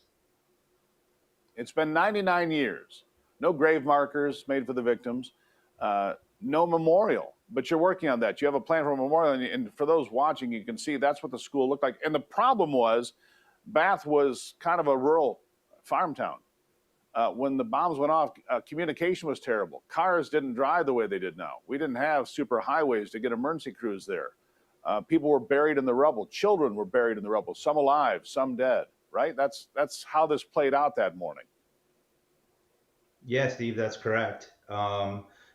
Since then, well, after the disaster, nobody really ever talked about it. It stayed pretty much dormant until probably about the 90s when a middle school principal did a story on it, and survivors, they were probably in their 60s or 70s. They realized they needed to get the story out. Since then, the museum committee has been trying to bring awareness to this disaster to memorialize the victims. And as we move forward and we have more abilities to share our story, such as your show, we can get the story out a little bit more.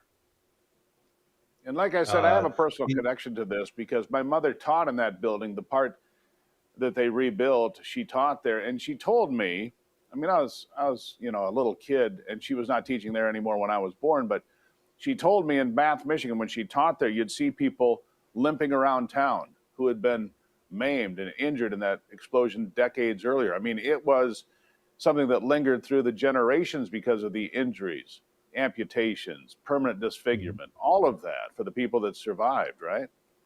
Yeah, absolutely. Some weren't just physical injuries though. They're, mental injuries that people were scared to share and didn't want to talk about. So there was there was a lot of that. My grandfather was a survivor as well as 3 of his siblings.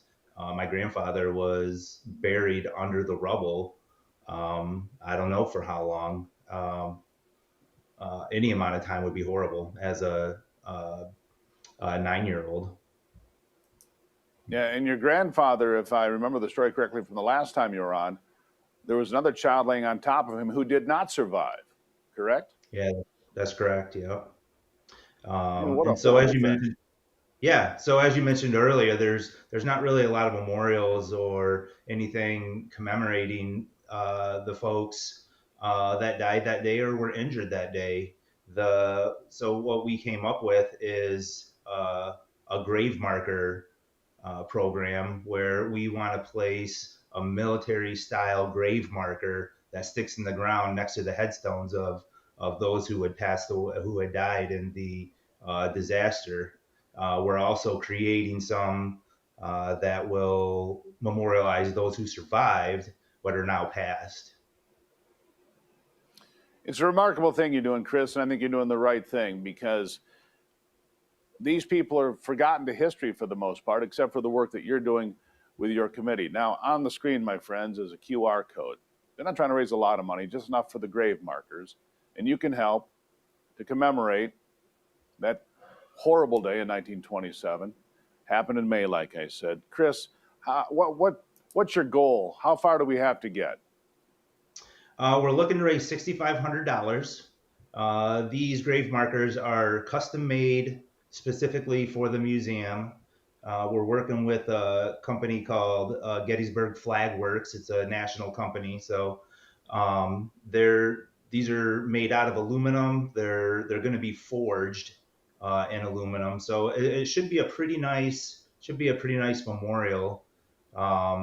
But yeah, we're looking to raise $6,500. We launched the GoFundMe last night, and we're already at just a little over $1,000. So we're getting really close.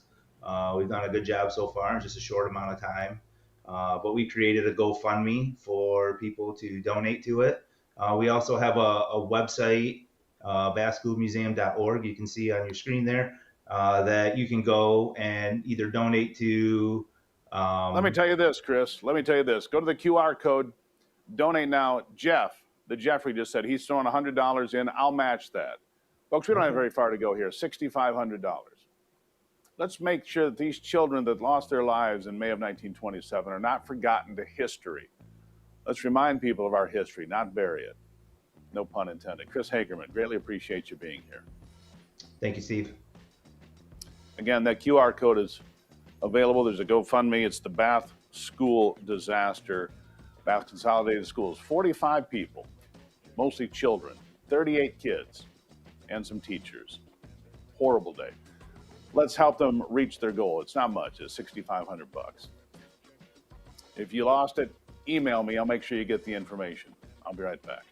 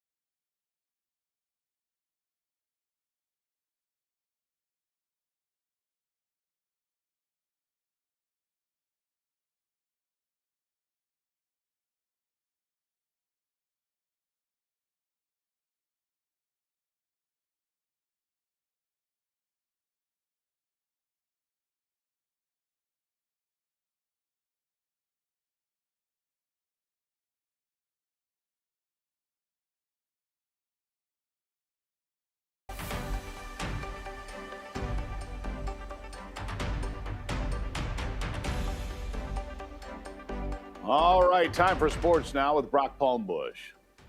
With a look at sports, I'm Brock Palmbush. The World Cup final match is now set as Argentina scored twice in the final minutes to rally and defeat England 2-1 yesterday in the semifinals at Atlanta's Mercedes-Benz Stadium. Lautaro Martinez scored the game winner in stoppage time to give Argentina the win. They'll now face Spain in the final match on Sunday in New Jersey's MetLife Stadium. England will play France in the third-place game on Saturday in Miami. There were 3 WNBA games last night. It was Chicago over Seattle 95-90, Minnesota beat LA 96-87, and Golden State won at Indiana 88-75. And Norway's Soren Werenskjold won yesterday's 11th stage of the Tour de France. Two-time defending champ Tadej Pogacar still holds the yellow jersey. He's got a 3.5-minute lead entering today's 12th stage. That's a look at sports. Back to you, Steve. All right, I'm going to throw that up there one more time, that QR code to help out the memorial for the Bath Consolidated School bombing of May 1927. It's there. The number of people that have responded already is remarkable. People have never heard of this. If it had happened, during the time of television and social media, it would be everywhere. But because it happened in 1927, Kehoe worked as the janitor in the building, and he ran to be the local clerk and lost the election, and he was also angry about increased property taxes. People asked, why did he do it? He was said to be a difficult man. That's an understatement. So after he blew up the building, he returned to the scene of the crime driving his vehicle, also loaded with dynamite, called over the superintendent and principal and detonated the car, a car bombing in 1927. Again, 38 kids were killed, 45 in all, and people have just never heard of it. $6,500, we can do this pretty easy. Let's get a memorial, a grave marker for the people and the children that died that day and for the families that still live in that part of the world so they can remember what happened. Let's preserve American history. I'm in for 100. How about you? Let me know. We'll take a break and be back with another hour of Daybreak after this.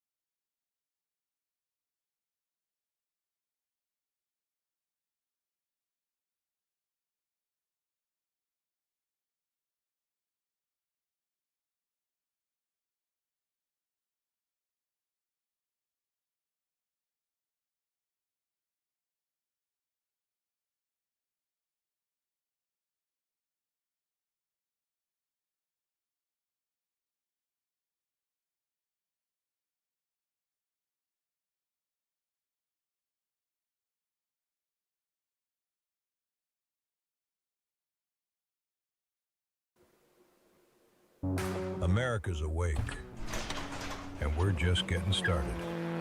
The headlines that matter, the stories they won't tell you, and the voices fighting to be heard. This is your country, your morning, your daybreak with Steve and Ivy Gruber. A new hour starts right now.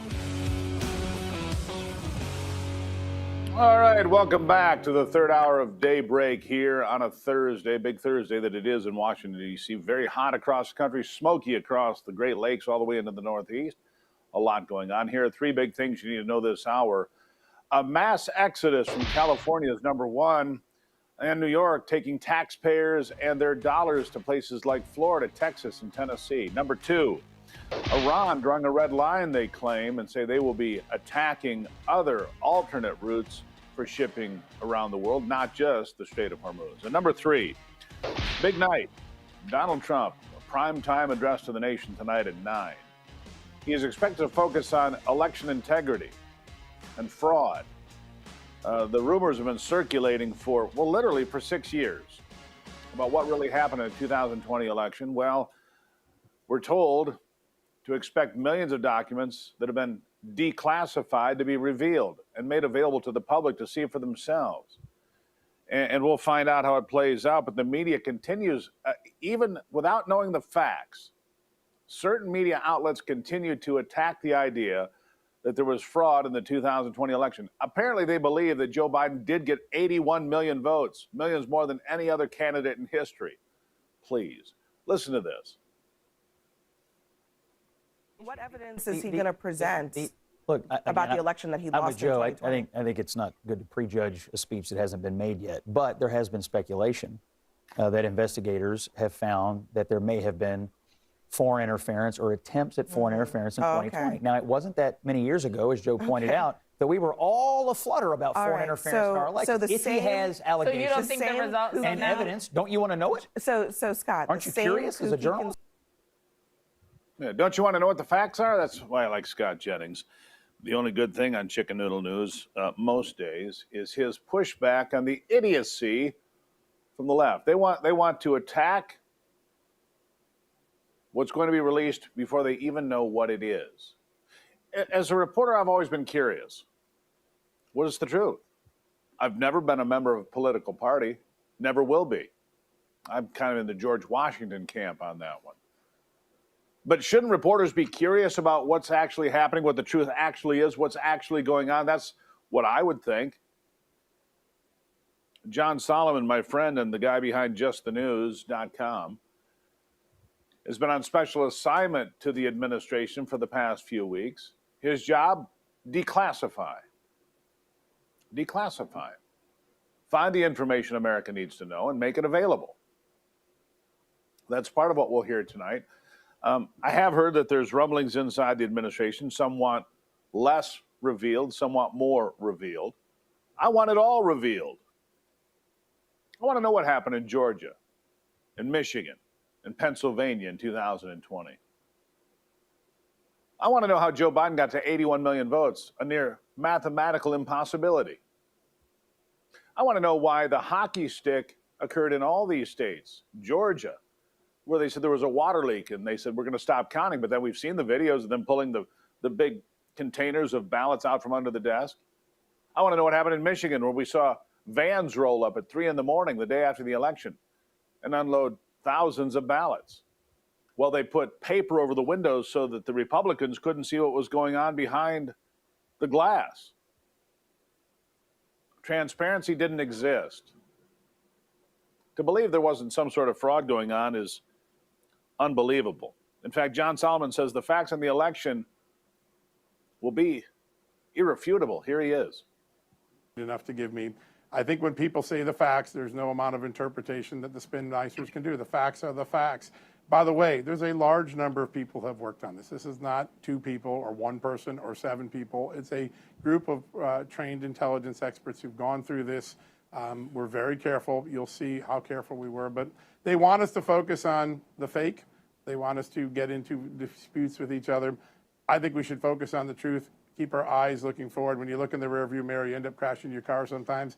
Just stay focused on the truth, what the future is.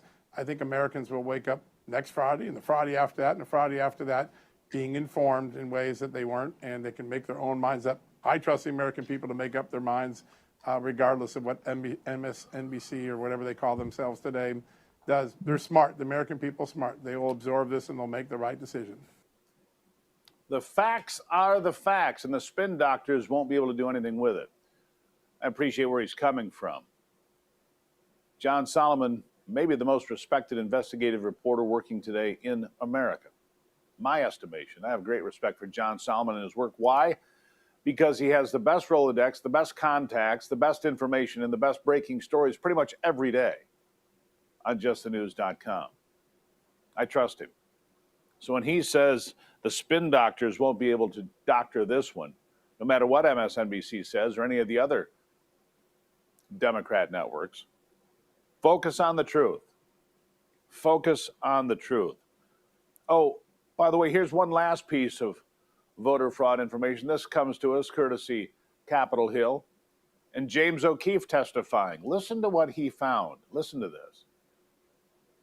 We also found next ballot petitioners asking homes to sign in other people's names.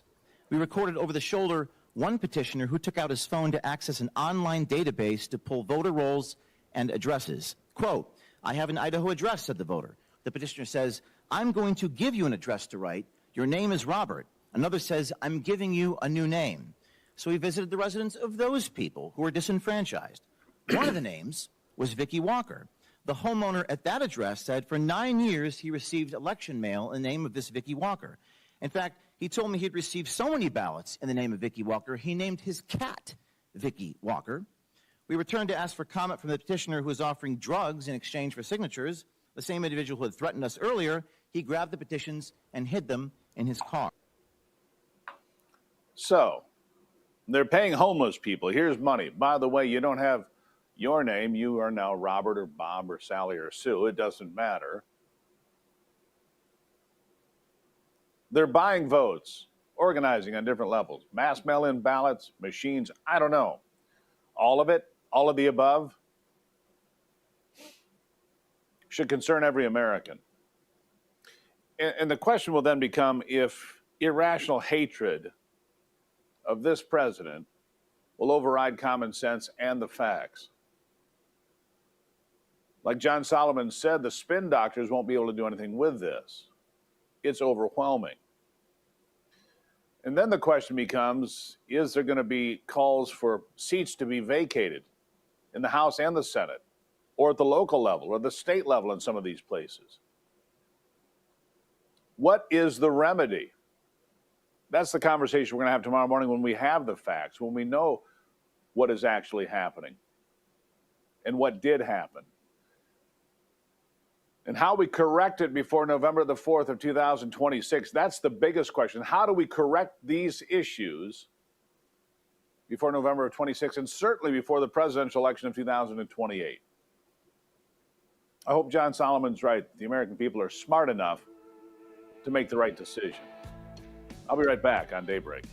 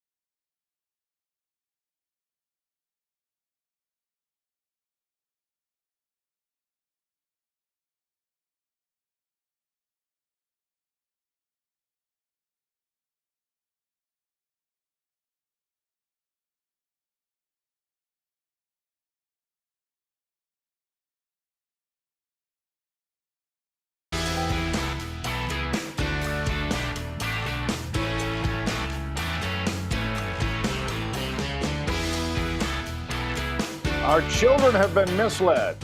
That's a fact. We've taught them, well, I haven't, but too many places have taught them that America's a bad place, that capitalism is somehow evil, and it's the oppressed and the oppressors. It's false, of course, because America has brought more people out of poverty and helped them become free, not just in America, but all over this world. My next guest, Dennis Neal, is a best-selling author and acclaimed journalist, the author of a new book, Oregoners. He previously anchored at CNBC and Fox Business, had senior roles at the Wall Street Journal and Forbes. Good resume, to say the least. Dennis, good morning. Great to see you, Steve, and happy almost Friday. Happy almost Friday. Big night tonight, of course. We'll find out what Donald Trump has to say tonight at 9. It's going to be a big night, I believe. But let's talk about Americans and capitalism. Less than half of Americans believe in the free market anymore. That's what you're telling me. How did we get here? Am I on the right track with bad education? Yeah, bad, not just bad education, skewed, biased in education, intentionally designed to raise fundamental questions about capitalism, which is integral to the American way of life. And the evidence shows how much capitalism, how much better it works than socialism in terms of economic policies. This came out this week, Wall Street Journal poll, NORC, and we found out that less than half of us say capitalism is working. 56% say democracy is not working well or has never worked at all. 68% of us see America is in decline, Steve. Only 25% of Democrats are proud of America's history. And what's only wrong with 8%. What's wrong with them good is Lord. that there are a bunch What's wrong of... with them? I mean, here's the fact. The DSA, the Democratic Socialists of America, their platform that I saw here a couple of days ago, wants to get rid of the United States Senate, get rid of the president and have him, basically an executive council or something like that. They want to destroy the Constitution, the greatest governing documents ever written. Power. They're feeling drunk with power. They've taken over the Democrat Party when the DSA has 120,000 members out of 340 million people in America, right? This is, look, in part, the only way socialism can take over and the only way Democrats can take over is by fear-mongering and hanging crepe and saying everything sucks. And the thing is, we learned during the World Cup, didn't we? Europeans came here and they loved it. They were astonished at our bountiful grocery stores, at having 11 different varieties of Dr. Pepper on sale, at refills of free coffee and ice water and air conditioning. They said this on the X platform. Americans are spoiled and ungrateful, especially younger Americans. Among 18 to 34-year-olds, the poll said, only 18% believe patriotism is important. Isn't it remarkable, Dennis? Isn't it remarkable that these people sit there and pontificate on their iPhone, on the internet, and on X, owned by Elon Musk, about the evils of capitalism, that they use every tool that capitalism created, smartphones and computers and communication and X, right? Absolutely. And you know what? We don't, capitalism, the rising tide does lift all boats. Everyone was upset on the Democrat Party side that Elon Musk became the world's first trillionaire when SpaceX went public. SpaceX today is below its offering price. Elon no longer is a trillionaire. There, do you feel better about it somehow? And what they don't point out is that same day that SpaceX went public, 4,400 new millionaires were made by employees of SpaceX who worked their butts off to get what they got. We went from a land of opportunity into a land of envy. And the argument is that because Jeff Bezos is worth, $250 billion, you're not wealthy. He took money away from you. And yet that's just wrong. Bezos himself pointed out the other day that he's created $2 trillion in wealth, that is Amazon stock, right, held by other people. I have pointed out that he employs more than 1 million people, and they pay taxes into government, billions over the years, right? And he allows 2 million businesses to sell their products on a platform without their having to invent the platform themselves. And he gives us great goods at good prices overnight. If the price we have to pay is that he's worth $250 billion, I say hallelujah. Yeah, you know, again, I go back to DoorDash, Netflix, iPhones, all of these things. These kids sit on the couch and order DoorDash at a ridiculous price. They're employing people. This is part of free market economies, the gig economy, of course, while Yes. pontificating about the evils of capitalism while stuffing their mouth full of French fries. I mean, it is ludicrous. all And theater, Elon isn't it? Musk also has created more than 1 million jobs. Jeff Bezos has created more than 1 million jobs, both directly and indirectly. The math is simple. It's very easy to extrapolate, but these kids can't do math. I have 2 proof points for you that show you how socialism sucks and capitalism rules. Okay, 2008, U.S., Europe, same population size, same regional resources size, about the same size of the economy. Cut to today. The U.S. grew 120%, and Europe grew less than 50% in its economy. Today, the median income across Europe is $24,000 a year. In the US, the median income is $80,000 per year. We look at the bottom 20%, $34,000 a year, as poor, and it's $10,000 a year more than the midpoint salary in Europe. So to hell with socialism, and the people who are preaching it are simply crazy. Or uneducated, or both. Dennis Neal, always good to have you, my friend. You come back anytime. The conversation's always exciting and colorful. Dennis, thank you. Thanks so much, and have a glorious weekend. It's almost here. It's almost here. Dennis, thank you very much. It'll be 1,000 degrees in D.C. where I am. I'm going to enjoy it anyway. All right.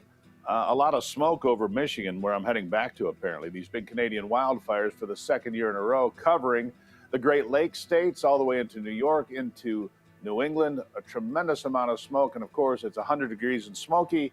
That's not a great recipe for a weekend. You might want to stay inside. That's just a thought. Enjoy that air conditioning that Americans have. I'll be back after this.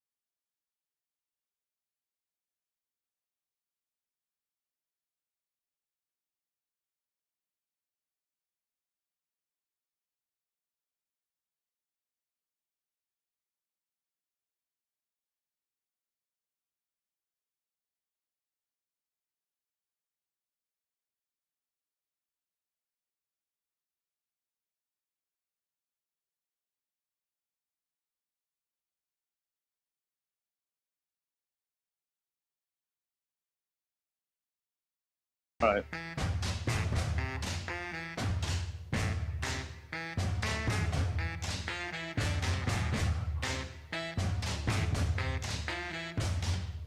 All right. Google says it may use your photos and voice to train AI. Are you surprised?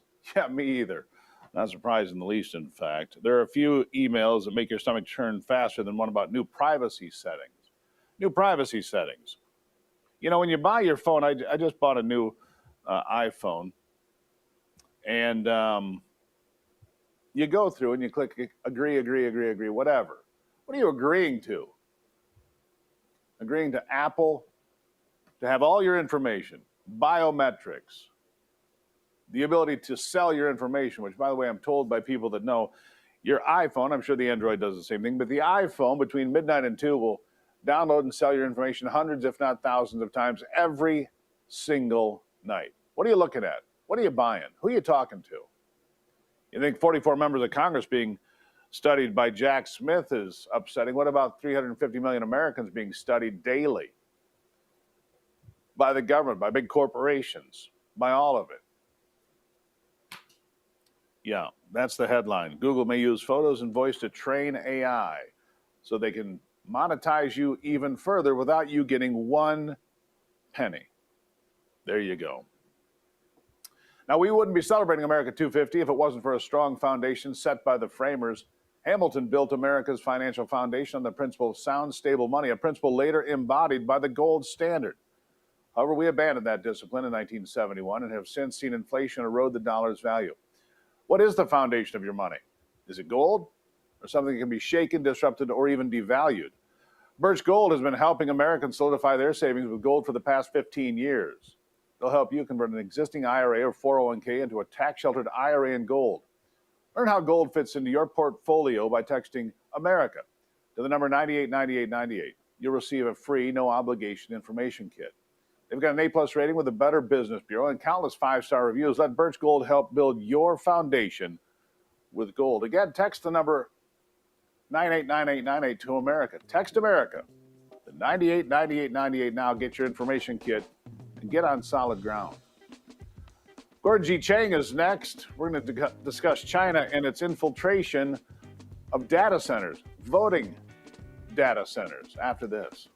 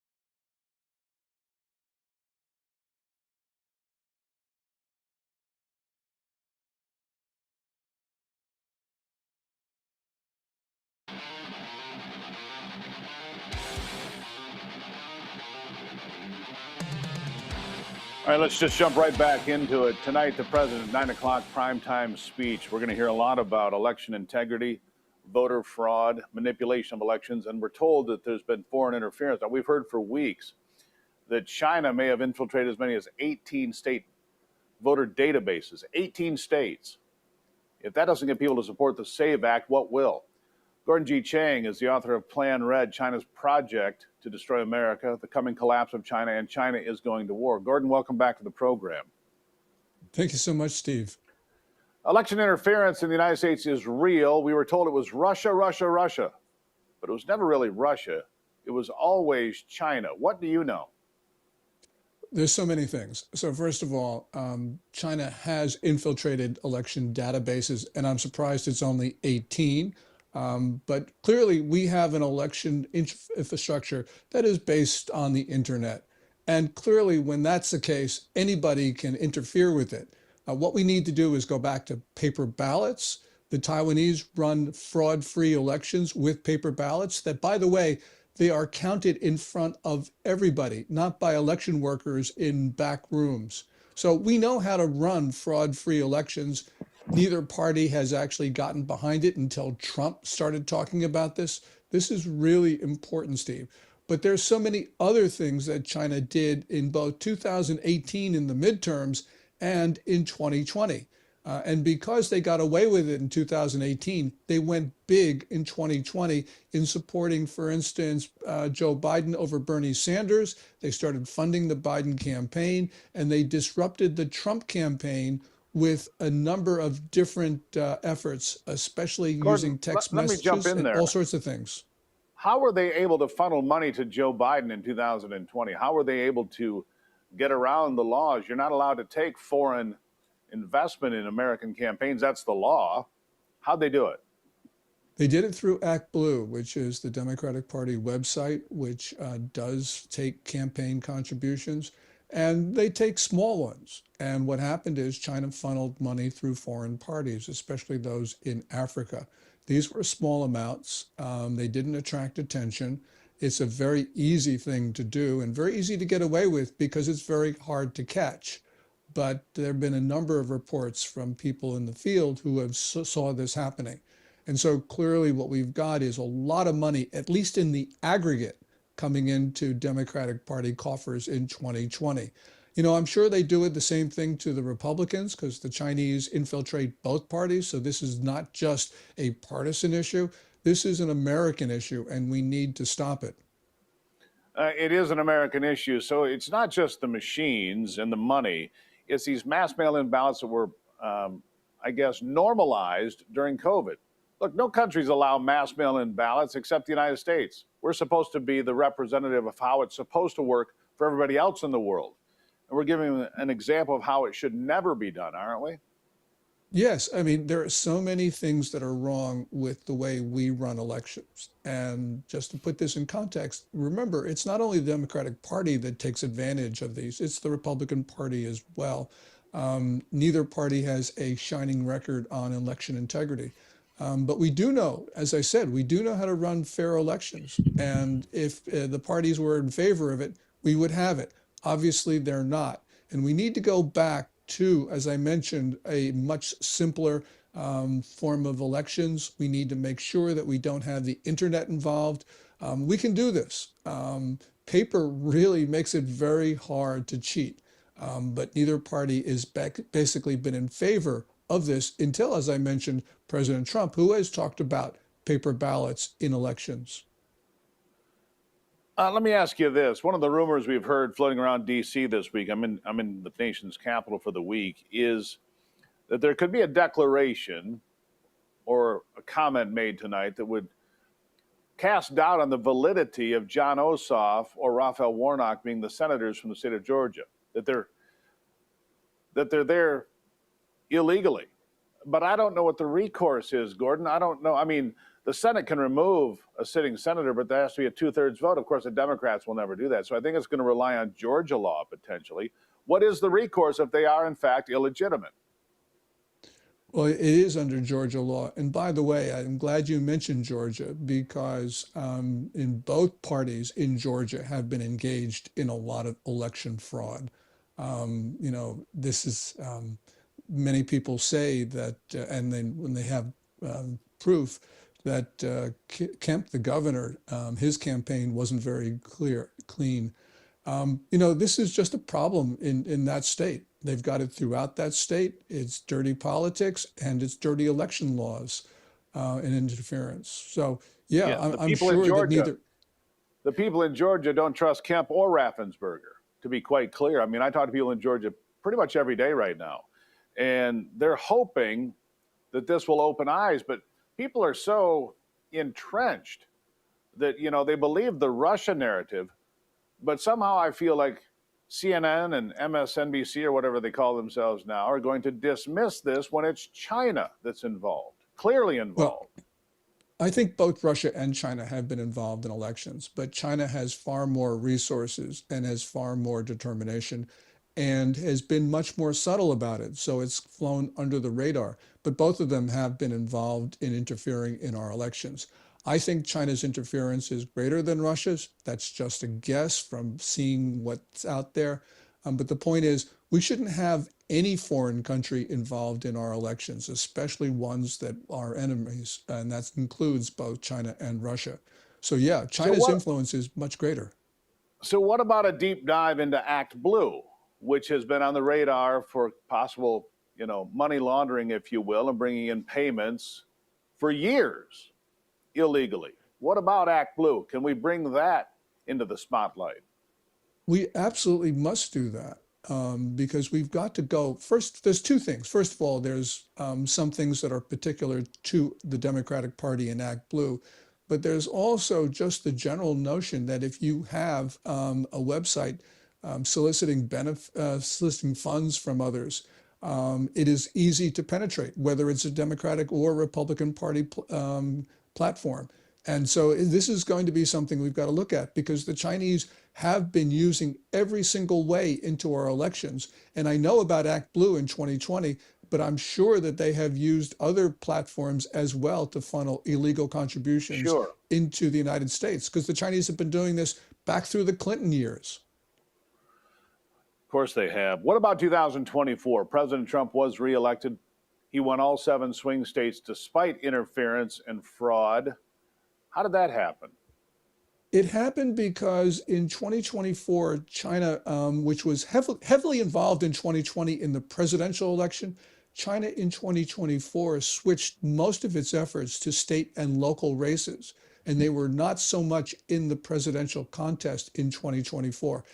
The reason for that, I don't know, Steve. My sense is that the Chinese understood that Trump was going to win, and they figured it was not worth the effort of trying to derail him when their efforts would be unsuccessful. That's just a guess. But we do know, and this has been very clear, they switched their efforts to state and local races.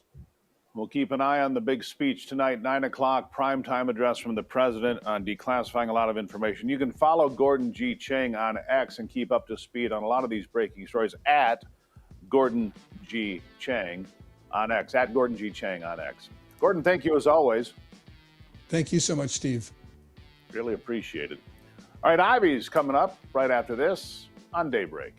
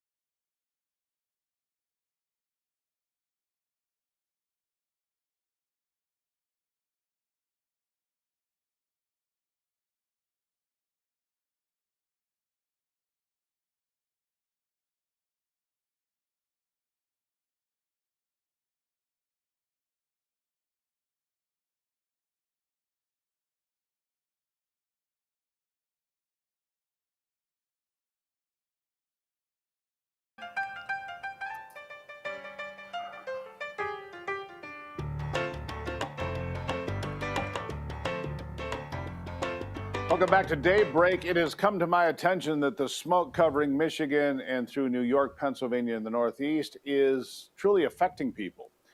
In fact, it's come to my attention that Ivy has gone bananas with the credit cards whilst I've been away because of the smoke in the air. At least that's my understanding.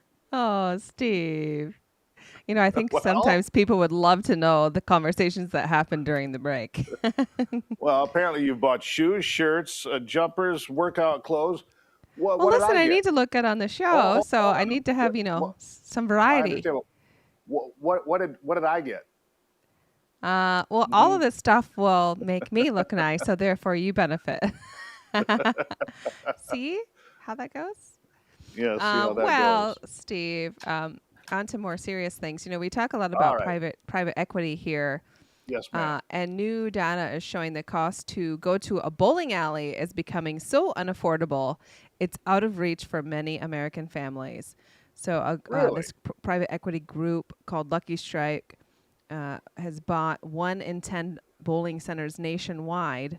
In a growing number of cities, it can cost more than $150 for a family to bowl for a couple hours on the weekend. $150. $150. Bowling used to be one of those things you could go to because it's cheap entertainment and it's nice Yeah. to see people bowl when they look like idiots, me included. Me included. But $150? Come on. Yeah.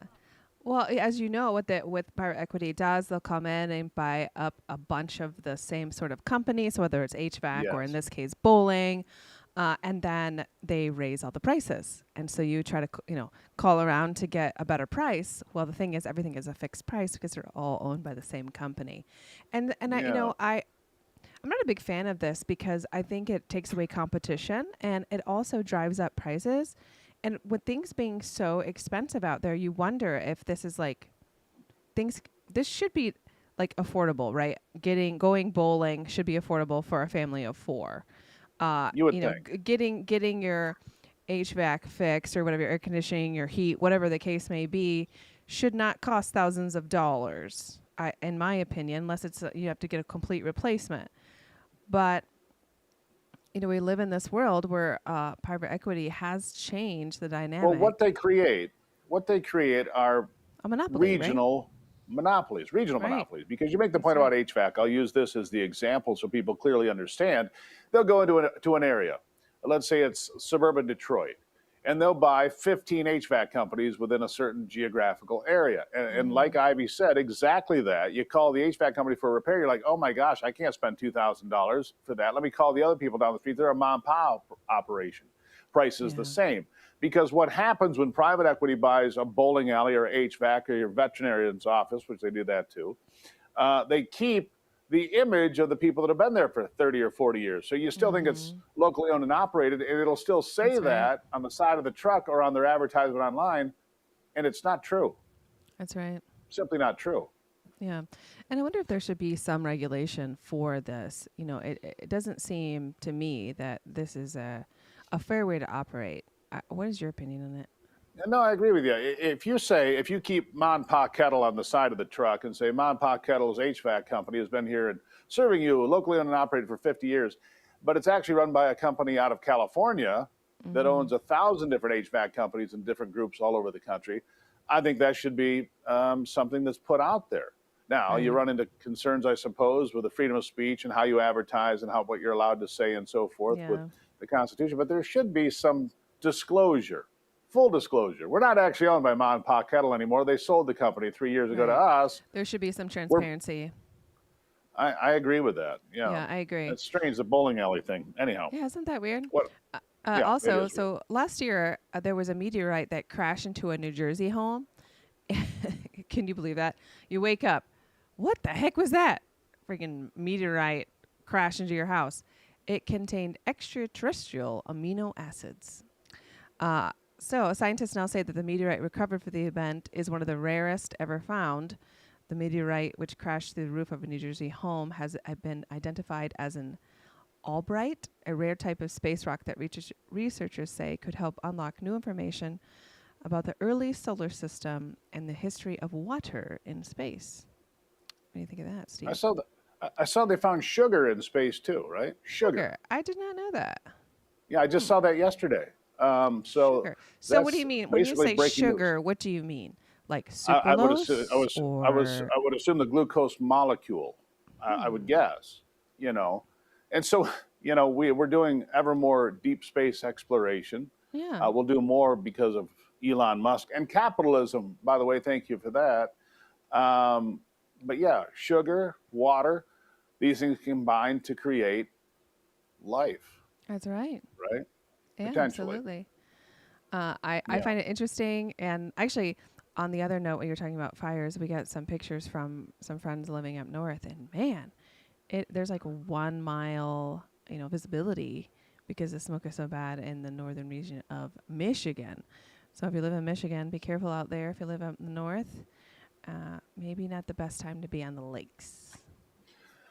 I just had somebody else send me a note say, "How bad is it up north?" Wondering if you and I were up north at the compound because they're planning an August vacation. Look, this happened last year in Michigan, and people say, "Well, Canada Not has to this put out their bad. fires." Yeah. Yeah. The problem is this: Canada has literally millions of acres of forest land that are roadless. There's no way to get to them. I mean, well, how we had do some. you We put out had the s- fire? Right. We had some folks kind of proclaiming that the Canada should have better forest management. I think that a lot of people don't realize the vast and like the Fire is expanse forest of a management. forest, and how do you Yeah. even get like these sorts of machines in to clear forests, and it's just impossible don't. to do when you have millions of acres. You don't have enough This is where planes, trains, and automobiles to get it done. That's just a fact. It's Yeah. millions and millions of acres of roadless land in Canada that is timbered. A lightning strike, you get a big wildfire, and away it goes, and that's that. Anyhow, Ivy, by the way, can't wait for the new clothes. I'm so excited. Oh, you'll really have some excited. stuff too, Steve. Don't Want worry. you to know. All right, thank you. Greatly appreciate it. Love Love you. you. I have to look at my credit card bill. Oh my God. Anyhow, I'll be right back.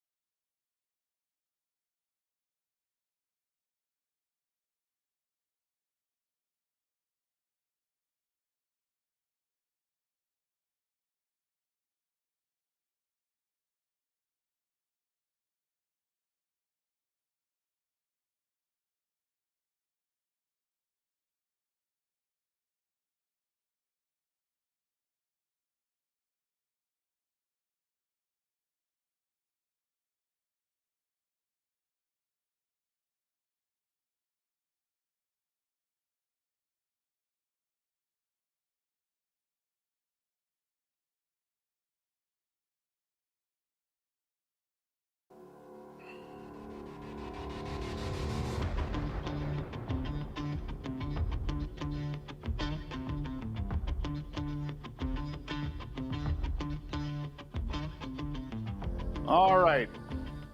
Again, all eyes will be on the president tonight at 9 o'clock tonight. Looking forward to that as he will give this primetime address. And look, I am hopeful that John Solomon is exactly right, that the evidence will be irrefutable, overwhelming, and will get people's attention.